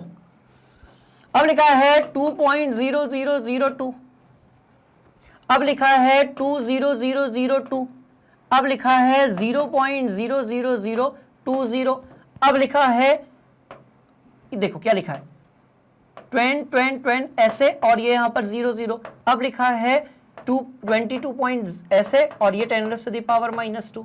और क्या लिखा है तो देख लेते हैं। ऐसा लिखा हुआ है, और क्या लिखा है, तो ये लिखा हुआ है, ऐसा लिखा हुआ है। तो ये एक ऐसा एग्जांपल है, इससे पूरा सार्थक अंक वाला जो कॉन्सेप्ट है या तो वो क्लियर हो जाएगा या तो बढ़िया से क्लियर हो जाएगा। नहीं क्लियर होने वाला ऑप्शन ही नहीं है आपके पास। बात समझ में आ गई? चलो देखो, और क्या ऑप्शन ले सकते हैं यार, हाँ ये वाला ले सकते हैं। देखो ये वाला 0.00, और ले तो लिया वैसे ये वाला भी मैंने, कोई बात नहीं, चलो ये ले लिया मैंने। तो दशमलव का इसमें बहुत बड़ा महत्व है, इसलिए अपन दशमलव को थोड़ा सा बड़ा बना देते हैं ताकि आपको ये दिक्कत ना जाए। अच्छा एक और लिखते हैं, रुको, कहाँ लिखेंगे, तो एक और लिखते हैं, इधर कहीं बाद में लिख लेंगे। ये लिख दिया 200 अंडे या 200 पेन। बात समझ में आ रही है? या फिर अपने लिख दिया 2000 मीटर, या फिर हम लोगों ने लिख दिया 2000 और ये यहां पर सेंटीमीटर। आप सुनो, इसके बाहर कोई सवाल ही नहीं आएगा। बात समझ में आ गई? देखो भैया, पहला वाला कौनो दशमलव है क्या? नहीं है। अब यदि दशमलव नहीं है तो कहानी जो है वो बड़ी ही सिंपल हो गई। कैसे ध्यान से देखना। अच्छा एक और बचा हुआ है, उसको भी लिख देता हूं। ये लो 20 × 10⁻18, ठीक है। चलो अब आप मुझे एक बात बताओ जरा, पहले वाले में क्या कोई दशमलव है? आपने कहा नो सर, हमको कहीं पर भी कोई डेसिमल या दशमलव नहीं दिख रहा है। मैंने कहा रुको, फिर कोई दिक्कत नहीं है। कितने हो गए? तो ये सब बेचारे काउंट नहीं होंगे और आपका सार्थक अंक 1 होगा। खेल खत्म। और आपका जो सार्थक अंक है वो कितना होगा, 1 होगा। कोई रूल याद नहीं करना है, सब कुछ ऑटोमेटिकली समझ में आ जाएगा। पर नीचे वाले में आपके पास दशमलव है, नीचे वाले में आपके पास दशमलव है, और पहली संख्या और अंतिम संख्या जो है वो दोनों गैर शून्य है, मतलब नॉन जीरो है। इसका मतलब क्या हुआ, 1 2 3 4 5, तो ये कितना हो गया भैया, ये हो गया आपका 5। अब दशमलव रहे या ना रहे कोनो फर्क नहीं पड़ता, और इस बार भी आपका आंसर कितना होगा, 5। बात समझ में आ रही है? तो जितने भी आपके आसपास के स्टूडेंट्स हैं, आप हो, आपके छोटे बड़े जो भी हैं, उनको यदि सार्थक अंक में दिक्कत आती है तो 1 मिनट के लिए वीडियो रोकिए, सबको लगा दीजिए कॉल, सबको बिल्कुल ढिंडोरा पिटवा दीजिए, और अगले 5 मिनट के लिए इस एक्सप्लेनेशन के पास में उनको इन्फॉर्म कर दीजिए, बुला लीजिए, क्योंकि इस एक क्वेश्चन के बाद आपको कभी भी सार्थक अंक में कोई भी डाउट, प्रॉब्लम, दिक्कत, परेशानी, दुख दर्द होने वाला नहीं है। क्यों नहीं होने वाला, देखो अब भैया यहां पर दशमलव तो लगा है, ये बेचारे काउंट नहीं होंगे, तो सार्थक अंक आपका 2 होगा। बात समझ में आई? अब ऐसे ही ये सभी काउंट होंगे तो सार्थक अंक कितना हो जाएगा, ये 6 हो जाएगा। ये बेचारा काउंट नहीं होगा तो कितना होगा, 4 होगा। अब ये सभी काउंट होंगे तो कितना होगा, ना ना ना ना 3 और 2 5 और 2 7। बहुत बढ़िया। अब इधर वाले शून्य काउंट नहीं होंगे, उधर वाले शून्य काउंट होंगे। ये आपका डेसिमल था, उसको मैं लिख देता हूं यहां पर, ये आपका दशमलव था यहां पर, है ना। चलो, इधर वाले शून्य काउंट होंगे, इधर वाले नहीं होंगे। सिंपल सा रूल है, सिंपल सा रूल है, प्रैक्टिस करते करते वैसे ही समझ में आ जाएगा, राइट। तो इधर वाले काउंट नहीं होंगे, उस तरफ वाले आपके जो है वो काउंट होंगे। तो 1 2 3 4 5, ये हो गया 5। चलो अब उधर चलेंगे। अब आपको पता है कि ये जो लिखा है इसमें 10 के ऊपर सिर्फ शून्य लगे हैं, मतलब 1 के आगे सिर्फ शून्य लगे हैं, ये बेचारा कुछ काउंट नहीं होगा। तो ऐसा वाला कोई किया है अपन ने, हाँ ये किया है। चलो 2 हो गया।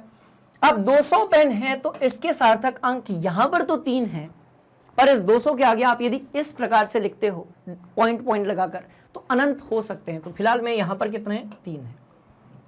इसमें कितने होंगे, तो भैया 4 होंगे। इसमें कितने होंगे, तो बड़ी सिंपल सी कहानी, 1 2 3 4 4 आ गया समझ में। अब केमिस्ट्री की बुक उठानी है, केमिस्ट्री की उठाइए, फिजिक्स की उठानी है, फिजिक्स की उठाइए, जहां से जो भी जिस प्रकार की आपको किताब उठानी है आप उठा लीजिए। आज के बाद इस पर्टिकुलर टॉपिक को जो भी हमने कवर किया है, इसके बाद आपको सार्थक अंक में कोई भी दिक्कत नहीं जानी चाहिए। और यदि है, बिल्कुल मत परेशान होइए, कमेंट बॉक्स में रखिए। यदि कोई कॉन्सेप्ट छूट गया होगा, वैसे नहीं छूटा है, लाइव होती तो आप बता ही देते, कोई बात नहीं, अपनी क्लास भी लाइव से कम नहीं है। कमेंट बॉक्स में पुट कर दीजिएगा और मैं उधर पे ही आपका डाउट जो है वो क्लियर करूंगा। ज्यादा डाउट्स होंगे सबको कनेक्ट करके एक डाउट सेशन क्रिएट कर देंगे, ठीक है। चलो नोट कर लो। तो इस तरीके से आज के बाद मेरे किसी भी स्टूडेंट को, इनफैक्ट किसी भी स्टूडेंट को सार्थक अंक यानी कि सिग्निफिकेंट फिगर में कोनो दिक्कत नहीं जानी चाहिए, क्योंकि ये टॉपिक थोड़ा सा अजीब था पर आसान था, ठीक है। चलो पढ़ लो, देख लो, और इस स्क्रीनशॉट को आप लोग जो है अपने फोन में भी सेव करके रखेंगे। और बेहतर यह होगा कि फोन में हमारा ध्यान नहीं जाता है, आप अपनी फिजिक्स और केमिस्ट्री की कॉपी में इसको लिख लें, ठीक है। कभी कोई दिक्कत जाएगी ही नहीं, ऑटोमेटिकली आपका जो दिमाग है वो कॉन्सेप्ट और इसके पीछे छुपे हुए जो भी बातें हैं उसको कैप्चर कर लेगा। कुछ पढ़ने वढ़ने की जरूरत नहीं है। बात समझ में आ रही है? चलो लिख लिया, इजी आसान। यहां चलते हैं, अरे यहां चलते हैं यार, बड़ा ही आसान है। ये लो ये लो ये लो ये लो, यही था ना पहला पॉइंट। अब देखो जरा, पूरा तो सीख लिया अपन लोगों ने। अब आपको सारे पॉइंट्स फिर से एक बार करवाता हूं, क्योंकि मैं नहीं चाहता कि इस टॉपिक में हम कोई रिस्क ले। यहां से एक क्वेश्चन आप अपनी परीक्षा में, जो भी आपका जब सत्र शुरू होता है,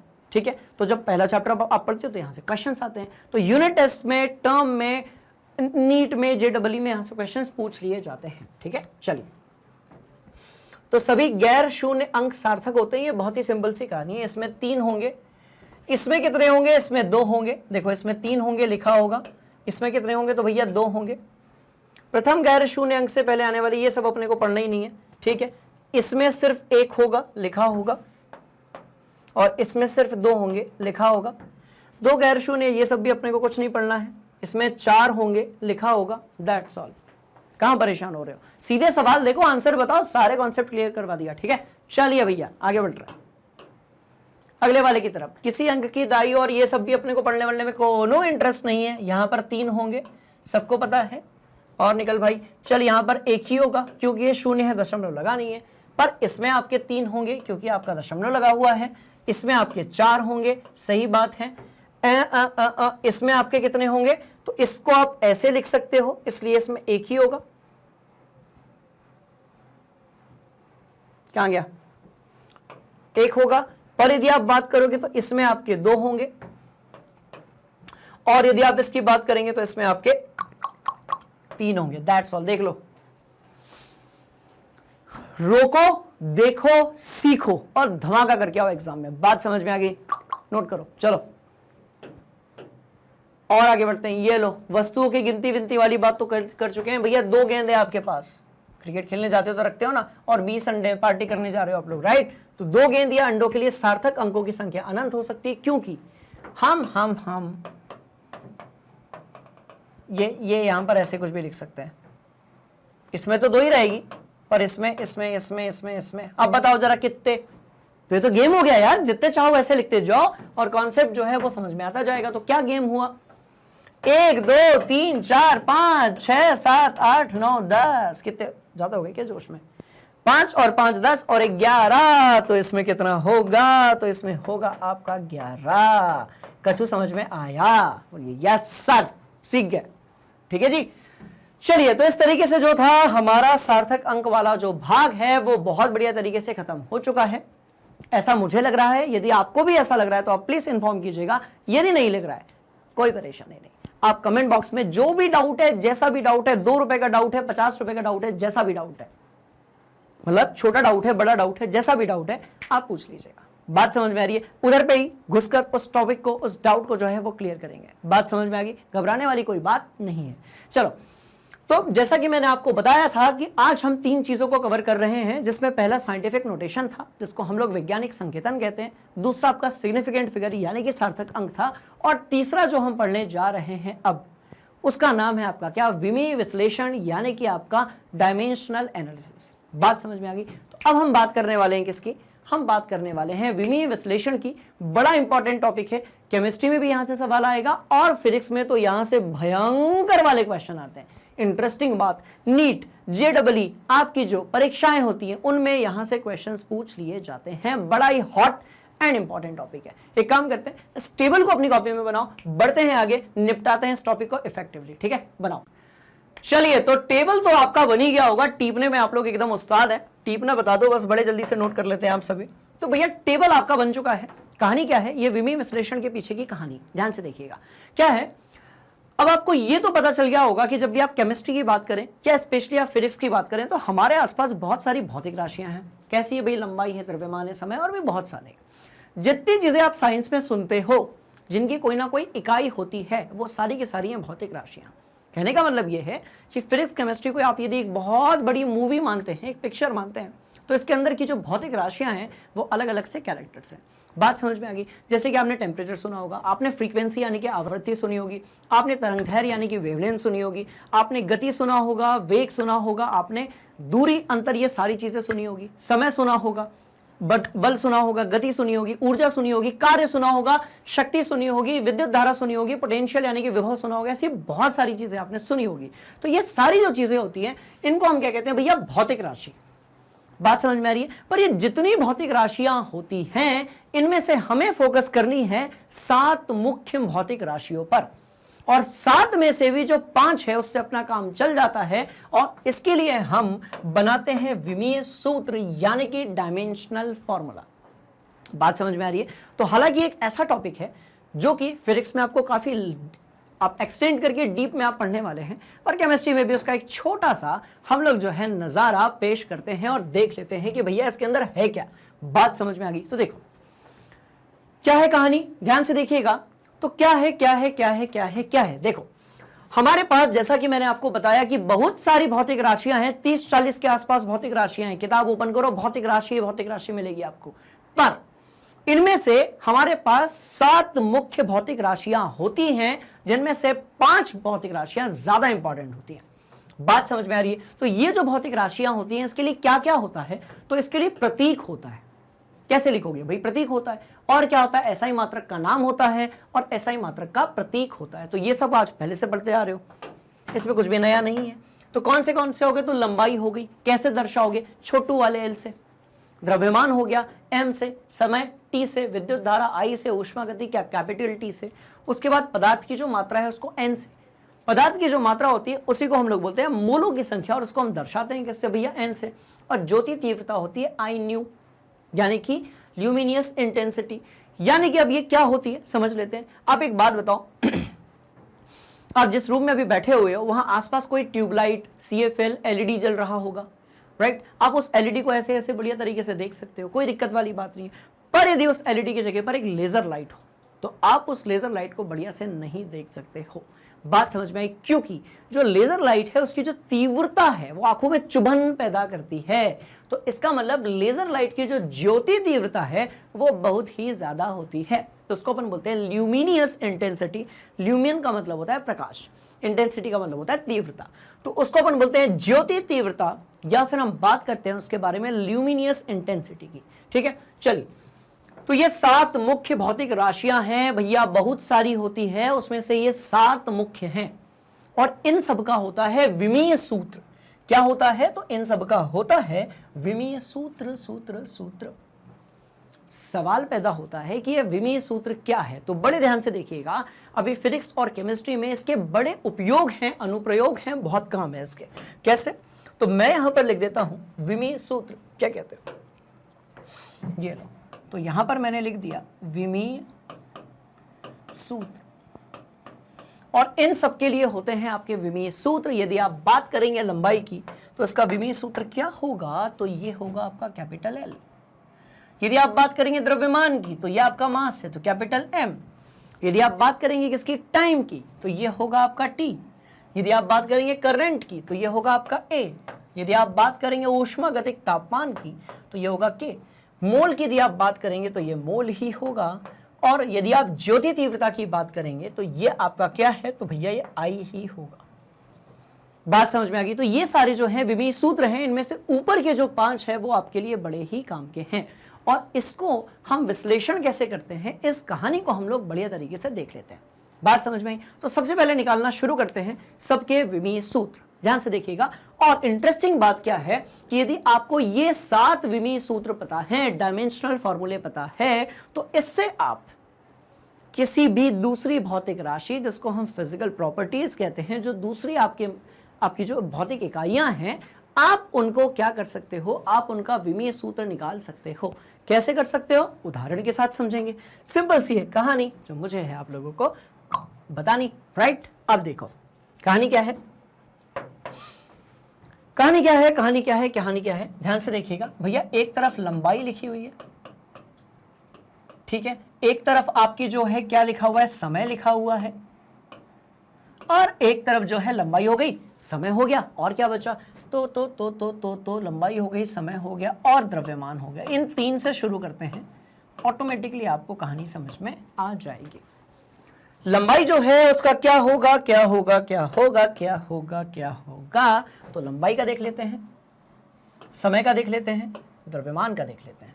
तो लंबाई का क्या होगा, तो लंबाई का होगा कैपिटल एम, समय का होगा टी, और द्रव्यमान का होगा कैपिटल एम। मैं सिर्फ बात कर रहा हूं विमीय सूत्र की, बात समझ में आ गई। तो इन सब का ये हो गया विमीय सूत्र। अब इन तीनों से हम जिसका चाहें उसका डायमेंशनल फॉर्मूला बना सकते हैं। कैसे, देखो देखो देखो। अब मैं लिख रहा हूं भैया वेलोसिटी, मैं किसकी बात कर रहा हूं, वेलोसिटी की। अब ये वेलोसिटी क्या है, तो ये वेग है अपना, वेलोसिटी क्या है आपका, वेग है। तो इसका कुछ ना कुछ सूत्र होता होगा, और क्या होता होगा आप याद करो। तो इसको अपन बोलते हैं अंतर, यानी कि डिस्प्लेसमेंट डिवाइड बाय समय। तो भैया ऐसा है, यहां पर आपका ये अंतर हो गया, डिवाइड बाय यहां पर जो है वो समय हो गया। तो एक तरफ तो आपके पास अंतर हो गया, और एक तरफ आपके पास क्या हो गया, समय हो गया। अब अंतर क्या है, तो अंतर एक प्रकार की दूरी है दो बिंदुओं के बीच में। यहां रमेश खड़ा है, यहां सुरेश खड़ा है, दोनों के बीच की जो दूरी है वो क्या कहलाएगा, अंतर कहलाएगा। दैट्स ऑल, ठीक है जी। चलिए, तो अंतर एक प्रकार की क्या है, दूरी है, इसलिए इसका डायमेंशनल फॉर्मूला क्या होगा, एल होगा।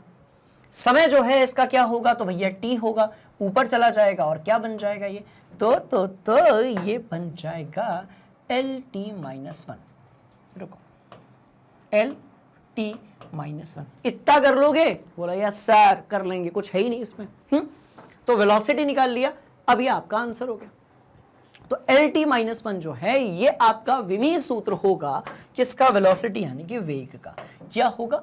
तो ये होगा इसका विमीय सूत्र, विमीय सूत्र, दैट्स ऑल यार, विमीय सूत्र। तो क्या होगा ये? तो एल टी माइनस वन जो है ये चुपचाप आपको दिमाग में फिट रखना है कि भैया आपका जो वेग यानी कि वेलोसिटी है इसका ये होगा विमीय सूत्र। आपने कहा ओके सर सीख गए, चलो अब दूसरे की तरफ चलते हैं। अब वेलोसिटी का आप सीख गए, लंबाई का, समय का, द्रव्यमान का आप ऑलरेडी लिख चुके हो, कोनो दिक्कत वाली बात नहीं। अब देखो एक काम करते हैं, अब बात करते हैं किसकी? संवेग की। अब संवेग क्या है? तो प्रवेग संवेग दोनों होता है, इसको हम लोग मोमेंटम कहते हैं। क्या कहते हैं भाई? मोमेंटम कहते हैं। अब इसको कैसे दर्शाते हो? तो आप याद करो, इसको हम पी से दर्शाते हैं। इसका कोई ना कोई सूत्र होता होगा, तो पहले सूत्र लिखेंगे, उसके बाद हम बनाएंगे इसका विमीय सूत्र। बात समझ में आ रही है? तो क्या होगा? तो इसका सूत्र होता है द्रव्यमान गुणा वेग, जिसको आप मास इंटू वेलोसिटी कहते हो। क्या कहते हो? Mass into velocity. तो अब बताओ मुझे कि जो मास है आपका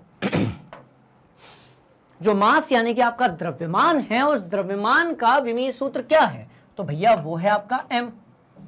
और वेलोसिटी का क्या है? तो अभी निकाला हमने, ताजा ताजा निकला है, गर्मा गर्म कॉन्सेप्ट, राइट? तो ये है एल टी माइनस वन। कथू समझ में आया? तो मोमेंटम का ये हो जाएगा आपका विमीय सूत्र। क्लियर? अब एक काम करते हैं, थोड़ी सी इस कहानी को और आगे बढ़ाते हैं, ठीक है? अब तीसरे नंबर पे हमारे पास त्वरण, ध्यान से देखिएगा, तीसरे नंबर पे हमारे पास क्या है? त्वरण है। क्या है? त्वरण है। क्या है? क्या है? क्या है? तो भैया त्वरण है। हमने कहा चलो ठीक वेलोसिटी हो गया, संवेग हो गया, अब बात किसकी करते हैं? त्वरण की करते हैं। कैसे होगा? कैसे होगा? कैसे होगा? ध्यान से देखो, तो त्वरण जो है आपका, इसको आप क्या बोलते हो? तो एक्सेलरेशन बोलते हो। मैं इसको इस तरीके से रिप्रेजेंट करूंगा, ACCN, राइट? तो ये हो गया आपका त्वरण यानी कि एक्सेलरेटर, ठीक है? वो बाइक में करते हो ना, कार में, बाइक में करते हो ब्रुम ब्रुम ब्रुम ब्रुम, ऐसे करते हो नहीं करते हो? That is acceleration. उससे क्या होता है? उससे जो वेलोसिटी होती है, गति होती है, स्पीड होती है, वो बढ़ जाती है। बात समझ में आई? चलो, तो त्वरण आपने देखा, एक्सेलरेशन। अब इसका कोई ना कोई सूत्र होता होगा। क्या होता होगा? तो भैया सिंपल सी कहानी है जो मुझे आपको सुनानी है कि एक्सेलरेशन होता है आपका वेलोसिटी डिवाइड बाय टाइम। बचपन की बातें। तो आप यदि विमीय सूत्र को समझना चाहते हैं तो उसके लिए आपको जानना पड़ेगा किसके बारे में? आपको पहले सूत्र पता होना चाहिए, ठीक है? तो हमने विमीय सूत्र किसका निकाला? वेलोसिटी का निकाला। फिर हमने किसका निकाला? भैया संवेग का निकाला। अब किसका निकाल रहे हैं? तो त्वरण का निकाल रहे हैं। तो वेलोसिटी का क्या है बताओ जरा? कुछ निकाला होगा ना? कहां निकाला? ये निकाला, L T minus one divide by, यहां पर टाइम है, वेलोसिटी बाय टाइम है। टाइम यानी कि समय का कितना होता है? तो कैपिटल टी होता है। टी गया ऊपर, टी गया कहां? ऊपर। तो ये हो गया एल टी माइनस टू। अरे बाबूजी ऊपर नीचे वन है, टी की घात, नीचे जो है टी की घात एक है, ऊपर जाकर कैसी हो गई? माइनस एक, और माइनस एक धन माइनस एक, ये हो गया माइनस दो, यानी कि आपका ऋणात्मक दो। तो ये आपका क्या निकल गया? क्या निकल गया? क्या निकल गया? देखो ये सारे के सारे जो हैं यही कहलाते हैं विमीय सूत्र।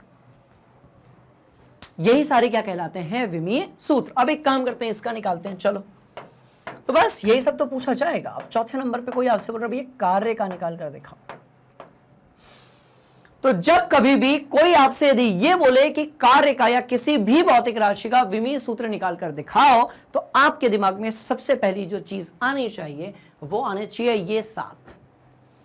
ये सात बड़े खिलाड़ी हैं जो इस पूरे खेल को खेलते हैं। इसमें कुछ छोटे भैये खिलाड़ी भी हैं, कुछ छोटे मोटे खिलाड़ी भी हैं, जैसे कि आपके बाकी जो भौतिक राशियां वो छोटी मोटी खिलाड़ियां हैं, पर जो मुख्य किरदार हैं आपके इस पर्टिकुलर टॉपिक के वो हैं आपके ये सात, जिसमें से ऊपर वाले जो पांच है वो और भी ज्यादा इंपॉर्टेंट। बात समझ में आ रही है? तो आपके दिमाग में सबसे पहले आने चाहिए राशि के प्रतीक, प्रतीक का नाम, प्रतीक SI मात्रक का प्रतीक, और आपके दिमाग में आना चाहिए विमीय सूत्र। और जब आपसे कोई सवाल पूछे कि भैया कार्य का विमीय सूत्र निकाल कर दिखाइए, तो बड़ी सिंपल सी कहानी है कि पहले आपको निकालना है, पहले आपको सूत्र निकालना है।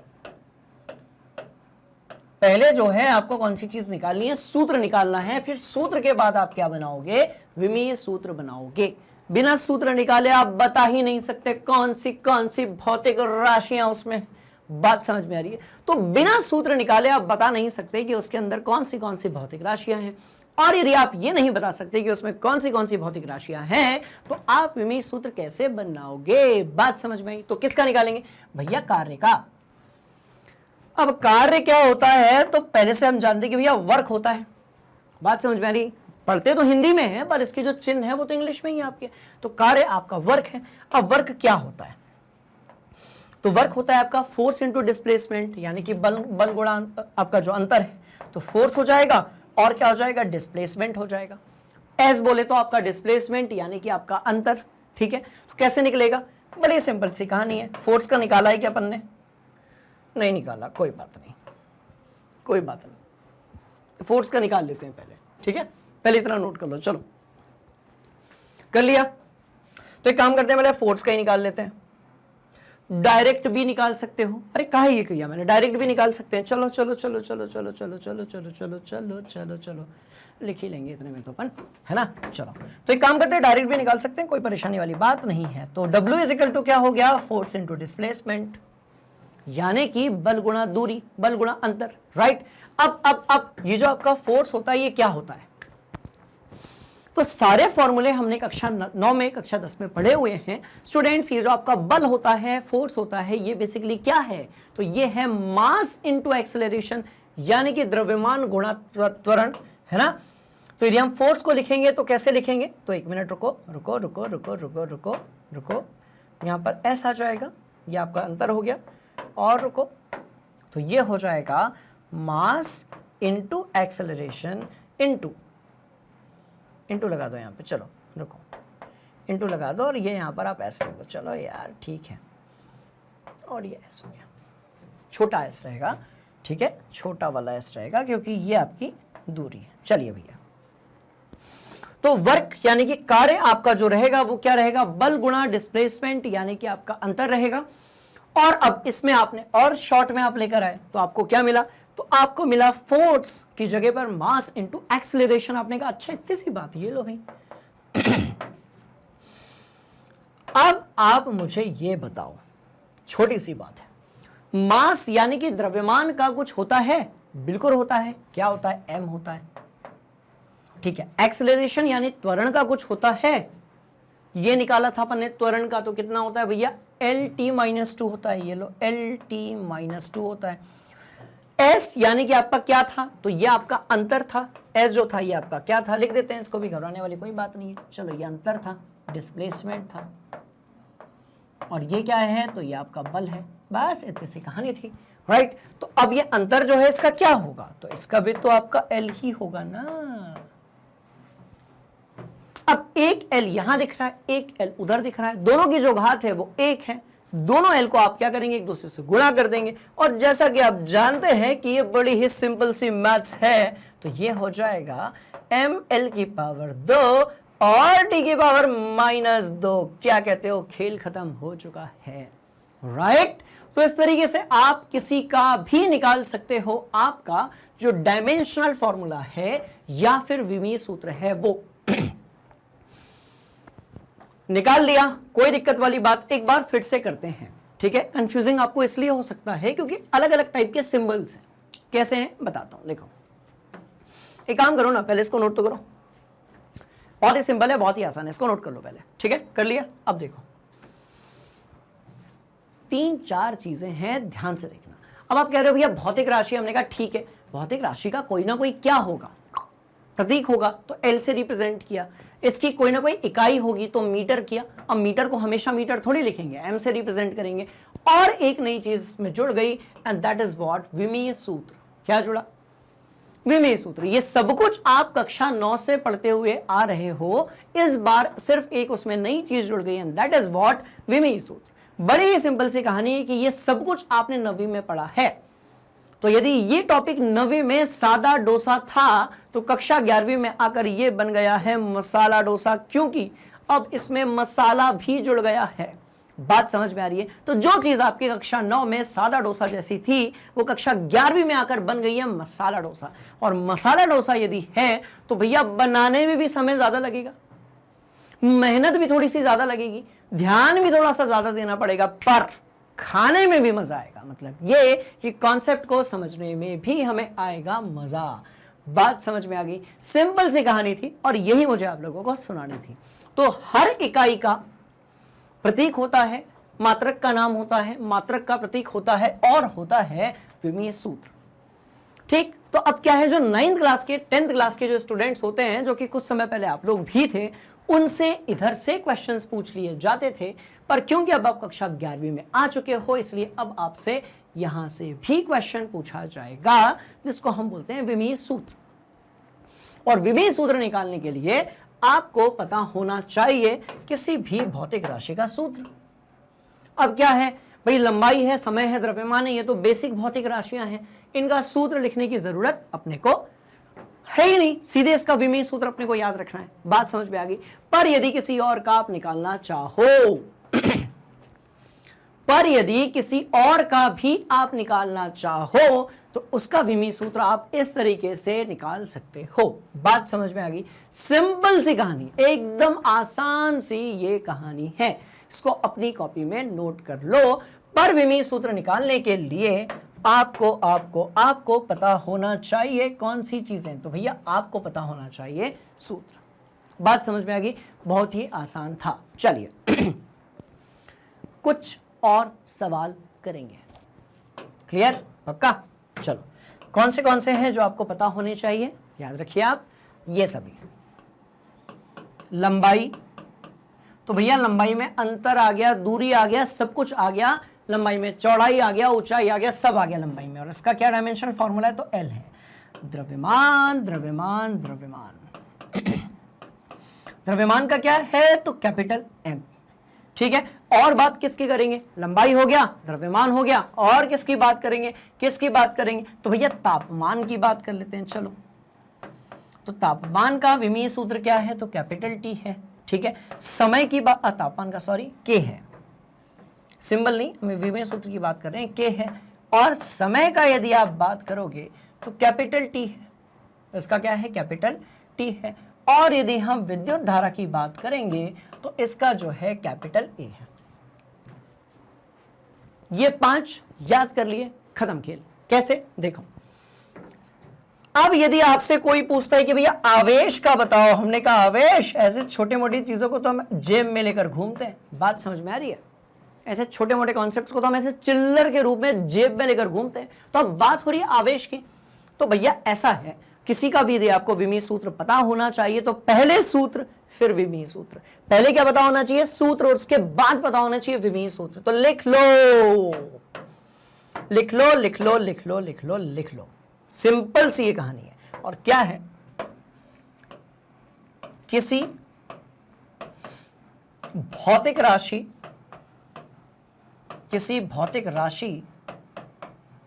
का विमीय सूत्र कैसे निकालेंगे।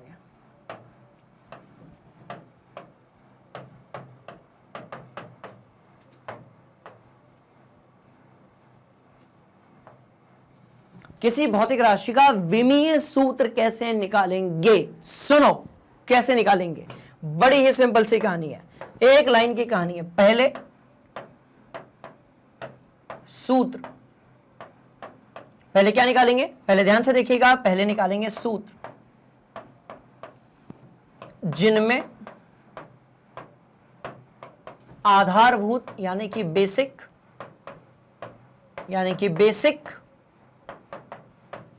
भौतिक राशियां नहीं चाहिए। भैया ये बेसिक ही तो है, लिखा आधार भौतिक राशि कितनी, 7। ऐसे कितनी होती, 30 40 50 60, कितनी काम की, 7, सिर्फ 7, राइट। पहले सूत्र जिनमें आधार बेसिक भौतिक राशि होनी चाहिए, भौतिक राशि राशि राशि राशि। बात समझ में आई? तो पहले सूत्र जिसमें आधारभूत भौतिक राशि होनी चाहिए, और इसके बाद फिर आएगा आपका विमीय सूत्र। तो क्वेश्चन के अंदर ही क्वेश्चन है और वहीं पर इसका सॉल्यूशन है, और वो ये है कि कैसे विमीय सूत्र निकाला जाए, कैसे किसी भौतिक राशि का विमीय सूत्र निकाला जाए। और आपके दिमाग में सीधे एक बात आनी चाहिए, सर पहले निकालेंगे सूत्र, पहले क्या निकालेंगे, सूत्र निकालेंगे। पहले निकालेंगे हम लोग सूत्र जिसमें आधारभूत भौतिक राशि होनी चाहिए, और उसके बाद हम निकालेंगे विमीय सूत्र। बात समझ में आ गई? चलो एक बार फिर से करते हैं, पूरे कॉन्सेप्ट को बढ़िया से समझने की कोशिश करते हैं। लिखो इसको अपनी कॉपी में। मतलब ये कि जिस भी राशि का आपसे विमीय सूत्र पूछा जाए, आप इनके रूप में उसका सूत्र लिखें। जिस भी राशि का आपसे विमीय सूत्र पूछा जाए, आप इनके रूप में उसका सूत्र लिखें। सूत्र लिख लिया, फिर आपको विमीय सूत्र बनना आसान हो जाएगा। कैसे कैसे? सुनो सुनो सुनो सुनो सुनो सुनो, एक कहानी सुनाता हूं मैं आप लोगों को आवेश के बारे में। किसके बारे में? तो मैं आपको एक कहानी सुनाता हूं। किसके बारे में? तो भैया आवेश के बारे में।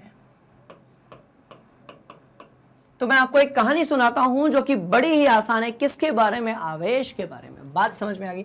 चलिए, तो आवेश का हमको निकालना है क्या? विमीय सूत्र। तो पहले क्या निकालेंगे? पहले नंबर पे आवेश का सूत्र निकालेंगे। सिंपल सी कहानी। चलो, आवेश का सूत्र निकालेंगे। ये लो। तो आवेश का सूत्र क्या होता है जिसमें ये चीजें आती हैं? ऐसे तो बहुत सारे होते हैं। तो जब आप कक्षा 10वीं में थे, आपने विद्युत वाला आपका अध्याय पढ़ा था, तब एक क्यूट सा छोटू सा फॉर्मूला आपके सामने हुआ करता था जिसमें आप पढ़ते थे I इज इक्वल टू आवेश डिवाइड बाय टाइम। आप पढ़ा करते थे, क्या पढ़ा करते थे? ध्यान से देखिएगा।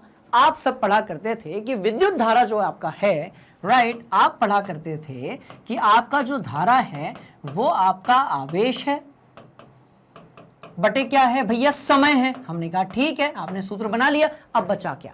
अब निकालना किसका है? आवेश का निकालना है। तो हमने लिखा Q is equal to what? IT। तो हमने क्या लिखा? हमने लिखा Q is equal to what? IT। बात समझ में आ गई? अब I का क्या होता है? क्या I इनमें आता है? हाँ आता है, ये आता है, बिल्कुल आता है। तो I इनमें आता है। चलिए, तो I आपकी धारा होती है। तो I का कितना होता है बताओ? तो भैया A होता है। हमने कहा चलो ठीक है। T का कितना होता है यानी कि समय का? तो कैपिटल T होता है। तो ये लो। तो आपका जो आवेश का विमीय सूत्र है वो क्या होगा? तो वो होगा आपका AT। क्या होगा? AT होगा। बात समझ में आ गई? बड़ी ही सिंपल सी कहानी है। अच्छा, इस तरीके से आपने आवेश का निकाल लिया। और निकालते हैं एक दो चीजों का, है ना, इसको नोट कर लें आप बढ़िया से। चलो आप किसी का भी निकाल सकते हो। किसी का भी मतलब किसी का भी। तो आवेश का सूत्र निकालने के लिए, विमीय सूत्र निकालने के लिए हमने पहले जो है उसका सूत्र बना लिया। बात समझ में आ गई? पक्का ना? भयंकर वाला आसान। चलो भैया एक और निकालेंगे। आप तो सर आवृत्ति का निकालें तो कैसा रहेगा? यानी कि फ्रीक्वेंसी का निकालें तो कैसा रहेगा? मैंने कहा यार कोई दिक्कत वाली बात नहीं है, फ्रीक्वेंसी का भी निकालेंगे। कैसे निकालोगे? तो क्या बताना है? पहले सूत्र फिर विमीय सूत्र। पहले सूत्र, जैसे खाना खाने के पहले हाथ धोना जरूरी है साबुन से, हैंड वॉश से, राइट? तो पहले हाथ धोइए फिर खाना खाइए। वैसे ही पहले जो है सूत्र निकालिए फिर निकालिए विमीय सूत्र। बात समझ में आ गई? तो पहले निकालेंगे सूत्र। तो आवृत्ति फ्रीक्वेंसी को हम लोग कैसे दर्शाते हैं? तो न्यू से। क्या होता है? न्यू होता है। आप और कैसे पढ़ सकते हो? न्यू। ये देखो क्या लिखा हुआ है? न्यू लिखा हुआ है। तो इसको हम लोग दर्शाते हैं न्यू से। क्या है? तो एक प्रकार का लैटिन सिंबल है, लैटिन चिन्ह है। कब लगाया जाता है? जब भौतिक राशियों में ABCD खत्म हो जाती है। जब सारी भौतिक राशियों में आप ABCD VD लगाना खत्म कर देते हो, जब संकेत खत्म हो जाते हैं, तब आप एंट्री लेते हैं किसकी? आप एंट्री करवाते हैं फिर लैटिन सिंबल्स की। बात समझ में आ रही है? सिंपल सी कहानी, प्रैक्टिस करते करते सब समझ में आ जाएगा। तो फ्रीक्वेंसी आवृत्ति जो है उसको हम लोग न्यू से दर्शाते हैं। किससे? न्यू से। ठीक है, न्यू से, न्यू से, न्यू से, न्यू से। चलो, तो सूत्र क्या होगा? तो आपको भी पता है कि न्यू इज इक्वल टू होता है 1 डिवाइड बाय टाइम यानी कि समय। न्यू बराबर क्या होता है? न्यू बराबर होता है आपका right 1/t। Nu is equal to क्या होगा आपका? 1/t होगा। आपने कहा ठीक है सर, निपटा देंगे। देखो तो भैया ऐसा है, 1 तो एक नंबर है, इसका कोई विमीय सूत्र नहीं होगा, पर ये 1 डिवाइड बाय टी का विमीय सूत्र क्या होता है? और वो होता है कैपिटल टी। क्योंकि समय जो है ना, ये सूत्र क्या था? तो आपको पता होगा। तो आवृत्ति बराबर क्या था? तो आवृत्ति बराबर था आपका, ठीक है, ये होता है आपका 1/, समय। ऐसा, तो समय को हमने टी से दर्शाया था, ये उसका चिन्ह था, पर विमीय सूत्र टी होगा। भैया ये जो टी है ना, ये कहेगा मेरे को नीचे नहीं रहना यार, मेरे को जो है ना ऊपर उठना है, मेरे को ऊपर जाना है, मुझे अंश में पहुंचना है, हर में मैं अच्छा नहीं लग रहा हूं, तो ये t-1। तो आपसे यदि कोई पूछेगा तो आप t-1, खत्म खेल। बात समझ में आ गई? तो अब उम्मीद है स्टूडेंट्स आपको ये पूरा टॉपिक बढ़िया से दिमाग में चमक रहा होगा, और नहीं आ रहा है क्लियर तो कमेंट बॉक्स में पूछ लीजिएगा। चलो इसको नोट करो, बढ़ रहे हैं आगे। हो गया, कोई दिक्कत वाली बात नहीं। चलो एक और निकालते हैं। क्या आप गतिज ऊर्जा यानी कि काइनेटिक एनर्जी जानते हो? हाँ सर, 11th क्लास के बच्चे इतना तो जानते ही होंगे, और नहीं जानते हो तो मैं बता रहा हूं, ठीक है, टीपा। चलो देखो अब, तो यार ये आपकी जो बात थी ना, ये कौन सी वाली थी? ये आपके विमीय सूत्र वाली थी। पहले सूत्र फिर विमीय सूत्र, कैसे कैसे कैसे कैसे कैसे? तो ये देखो, अब आपको निकालना है क्या? गतिज ऊर्जा। किसका निकालना है? तो भैया गतिज ऊर्जा का निकालना है। गतिज ऊर्जा जो होती है इसको अपन कहते हैं काइनेटिक एनर्जी। और जैसा कि मैंने इस सत्र के स्टार्टिंग में ही आपको बताया था कि मैं हर शब्द को, जो भी चीजें जरूरी होगी उसको हिंदी और इंग्लिश दोनों में बताऊंगा। बात समझ में आ रही है? चलो, तो इसको हम लोग क्या बोलेंगे? काइनेटिक एनर्जी बोलेंगे। चलिए, तो ये है आपकी काइनेटिक एनर्जी यानी कि गतिज ऊर्जा। अब इसका कोई फॉर्मूला होता होगा? हाँ सर, 1/2 mv²। 1/2 mv²। बात समझ में आ रही है? अब देखो, जब आप विमीय सूत्र निकाल रहे होते हो, जब भी आप विमीय सूत्र निकाल, अभी जादू दिखाने वाला हूं मैं आप लोगों को, जब कभी भी आप लोग विमीय सूत्र निकाल रहे होते हो तो ये जो 1/2 है, ये सामने यदि कोई संख्या लगी है तो उसको अपन काउंट नहीं करते। क्यों काउंट नहीं करते? क्योंकि इस संख्या से विमीय सूत्र पर कोई भी असर नहीं पड़ेगा। क्योंकि इस संख्या से विमीय सूत्र पर कोई भी असर नहीं पड़ेगा। कैसे? सुनो, क्या लिखा हुआ है? 20 जूल। जूल क्या है? आपकी जो ऊर्जा है उसकी इकाई है, राइट? अब 20 जूल को यदि आप 4 से डिवाइड करोगे तो कितना आएगा? 5 जूल आएगा। मतलब किसी संख्या से जब आपने इतने बड़े को डिवाइड किया तो क्या आपकी इकाई में परिवर्तन हुआ? आपने कहा नहीं सर, इकाई में कोई भी परिवर्तन नहीं हुआ। इसका मतलब क्या हुआ कि जो संख्याएं होती हैं, राइट, जो संख्याएं होती हैं उससे गुणा या भाग करने पर इकाई में परिवर्तन नहीं होता। अब जब इकाई में ही परिवर्तन नहीं होगा तो विमीय सूत्र में भी परिवर्तन नहीं होगा। बात समझ में आ गई? चलिए भाई, ठीक है, तो एक काम करते हैं, पहले वेलोसिटी का अपन निकाल कर रख लेते हैं। इसको मैं यहां से हटा देता हूं, है ना। चलो, तो जैसा कि आप जानते हो कि वेलोसिटी का क्या होता है? डिस्प्लेसमेंट डिवाइड बाय टाइम होता है, अंतर बटे समय होता है। डिस्प्लेसमेंट क्या है? तो एक प्रकार की लंबाई है। टाइम क्या है? तो एक प्रकार का टाइम है। बात समझ में आ गई? चलो भैया, इसका L होगा, इसका T होगा, LT-1 होगा। खत्म खेल। क्या होगा? LT-1 होगा। तो V = हो जाएगा, छोटा वाला V होगा स्टूडेंट्स, ये छोटा वाला V, क्योंकि बड़ा वाला जो V है वो आपका विभव हो सकता है, यानी कि वोल्टेज। बड़ा वाला V जो है वो आपका आयतन यानी कि वॉल्यूम हो सकता है। तो LT-1 आपका ये होगा। बात समझ में आ गई? सिंपल सी कहानी। अब देखो, तो LT-1 किसका? V का होगा। तो अब निकाल रहे हैं हम लोग विमीय सूत्र किसका किसका किसका किसका किसका? तो हम निकाल रहे हैं आपकी गतिज ऊर्जा का। 1/2 को रखने से कोई मतलब नहीं है। m जो है वो आपका द्रव्यमान है, उसका कितना होगा? तो कैपिटल M होगा उसका। तो वेलोसिटी का कितना होता है? LT⁻⁻1। तो यहां पर L लिख दो, T⁻⁻1 रख दो और ऊपर 2 लगा दो। ये वाला स्क्वायर लगेगा, ये वाला स्क्वायर लगेगा। तो ये हो जाएगा M, L⁻2 T⁻⁻2, और ये हो गया आपका गतिज ऊर्जा, काइनेटिक एनर्जी, जिसको आप K से भी दर्शाते हो, उसका विमीय सूत्र। तो ये विमीय सूत्र हो गया, डायमेंशनल फॉर्मूला हो गया किसका? गतिज ऊर्जा यानी कि काइनेटिक एनर्जी का। बात समझ में आ गई? चलो, इसको अपन एक तरफ लिखकर रख लेते हैं। और इसकी इकाई क्या होती है? तो इसकी इकाई जो है वो जूल होती है। क्या होती है? जूल होती है, ठीक है। तो इसकी जो इकाई है वो क्या होती है? जूल होती है। तो इकाई की हम फिलहाल में बात नहीं कर रहे हैं। ये हो गया आपका विमीय सूत्र। चलो भैया, ये भी बात होगी। तो अब क्या है, ऐसी तरीके से आप जिसका चाहे इसी तरीके से आप जिसका चाहें, जब चाहें, जैसा चाहें, आप क्या निकाल सकते हो, विमीय सूत्र निकाल सकते हो। बात समझ में आ रही है? तो अब काइनेटिक एनर्जी का निकाल लिया और इकाई क्या होगी, तो जूल होगी आपकी। तो आप इसको भी अपनी कॉपी में नोट कर लो, जो कि है बड़ा ही सिंपल, है ना। चलो, तो हम सबका विमीय सूत्र निकाल सकते हैं, बशर्ते हमें जो है उसके सूत्र के बारे में पता होना चाहिए। अच्छा, एक और चीज, अब ऊर्जा का यदि आपने निकाला है तो कैसी भी ऊर्जा हो दुनिया में, ऊर्जा का आप यदि निकाल रहे हो तो दुनिया में कैसी भी प्रकार की ऊर्जा होगी, उसका जो विमीय सूत्र है वो यही होगा। कोई फर्क नहीं पड़ता कि जो ऊर्जा है, राइट, वो गतिज ऊर्जा है, स्थितिज ऊर्जा है, विद्युत ऊर्जा है, ऊष्मीय ऊर्जा है, ध्वनिक ऊर्जा है, किसी भी प्रकार की ऊर्जा यदि होगी तो उसका विमीय सूत्र यही होगा। बात समझ में आ रही है? तो आप बाकी का निकाल कर अब देखिएगा, और यदि कोई डाउट आता है तो मुझसे आप पूछ लीजिएगा। कहां पर? कमेंट बॉक्स में। बात समझ में आ रही है? या तो लाइव में अपन निपटाई देंगे फिर, है ना। चलो, कर लिया नोट? कहानी बड़ी सिंपल है। तो स्टूडेंट्स, ये थी हमारी विमीय सूत्र वाली बातें। यहां से बहुत सारे क्वेश्चंस पूछ लिए जाते हैं, पर आपका जो रसायन विज्ञान है यहां पर बहुत सारे क्वेश्चंस नहीं है। अधिकतम क्वेश्चंस यहां के पूछे जाते हैं आपकी भौतिकी में, यानी कि फिजिक्स में। और इंपॉर्टेंट टॉपिक है, इसको बड़े बढ़िया तरीके से फिजिक्स में भी पढ़िएगा। संदीप सर हैं, बहुत सारे क्वेश्चंस की प्रैक्टिस करवाते हैं और बहुत इफेक्टिवली तरीके से मैग्नेट ब्रेन्स हिंदी पर वो फिजिक्स करवाते हैं। बात समझ में आ रही है? तो आप फिजिक्स की जो लेक्चर होगी वो भी देख लीजिएगा। इस पर्टिकुलर टॉपिक के बहुत अच्छे अच्छे कॉन्सेप्ट्स, नोट्स और एकदम जो निंजा टेक्निक वाले जो ट्रिक्स एंड टिप्स हैं वो आपको संदीप सर जो है वो आपको फिजिक्स वाली क्लास जो होगी उसमें दे देंगे। तो आप जरूर से हमारे ही चैनल पे फिजिक्स वाला जो पार्ट है उसको भी देखिएगा।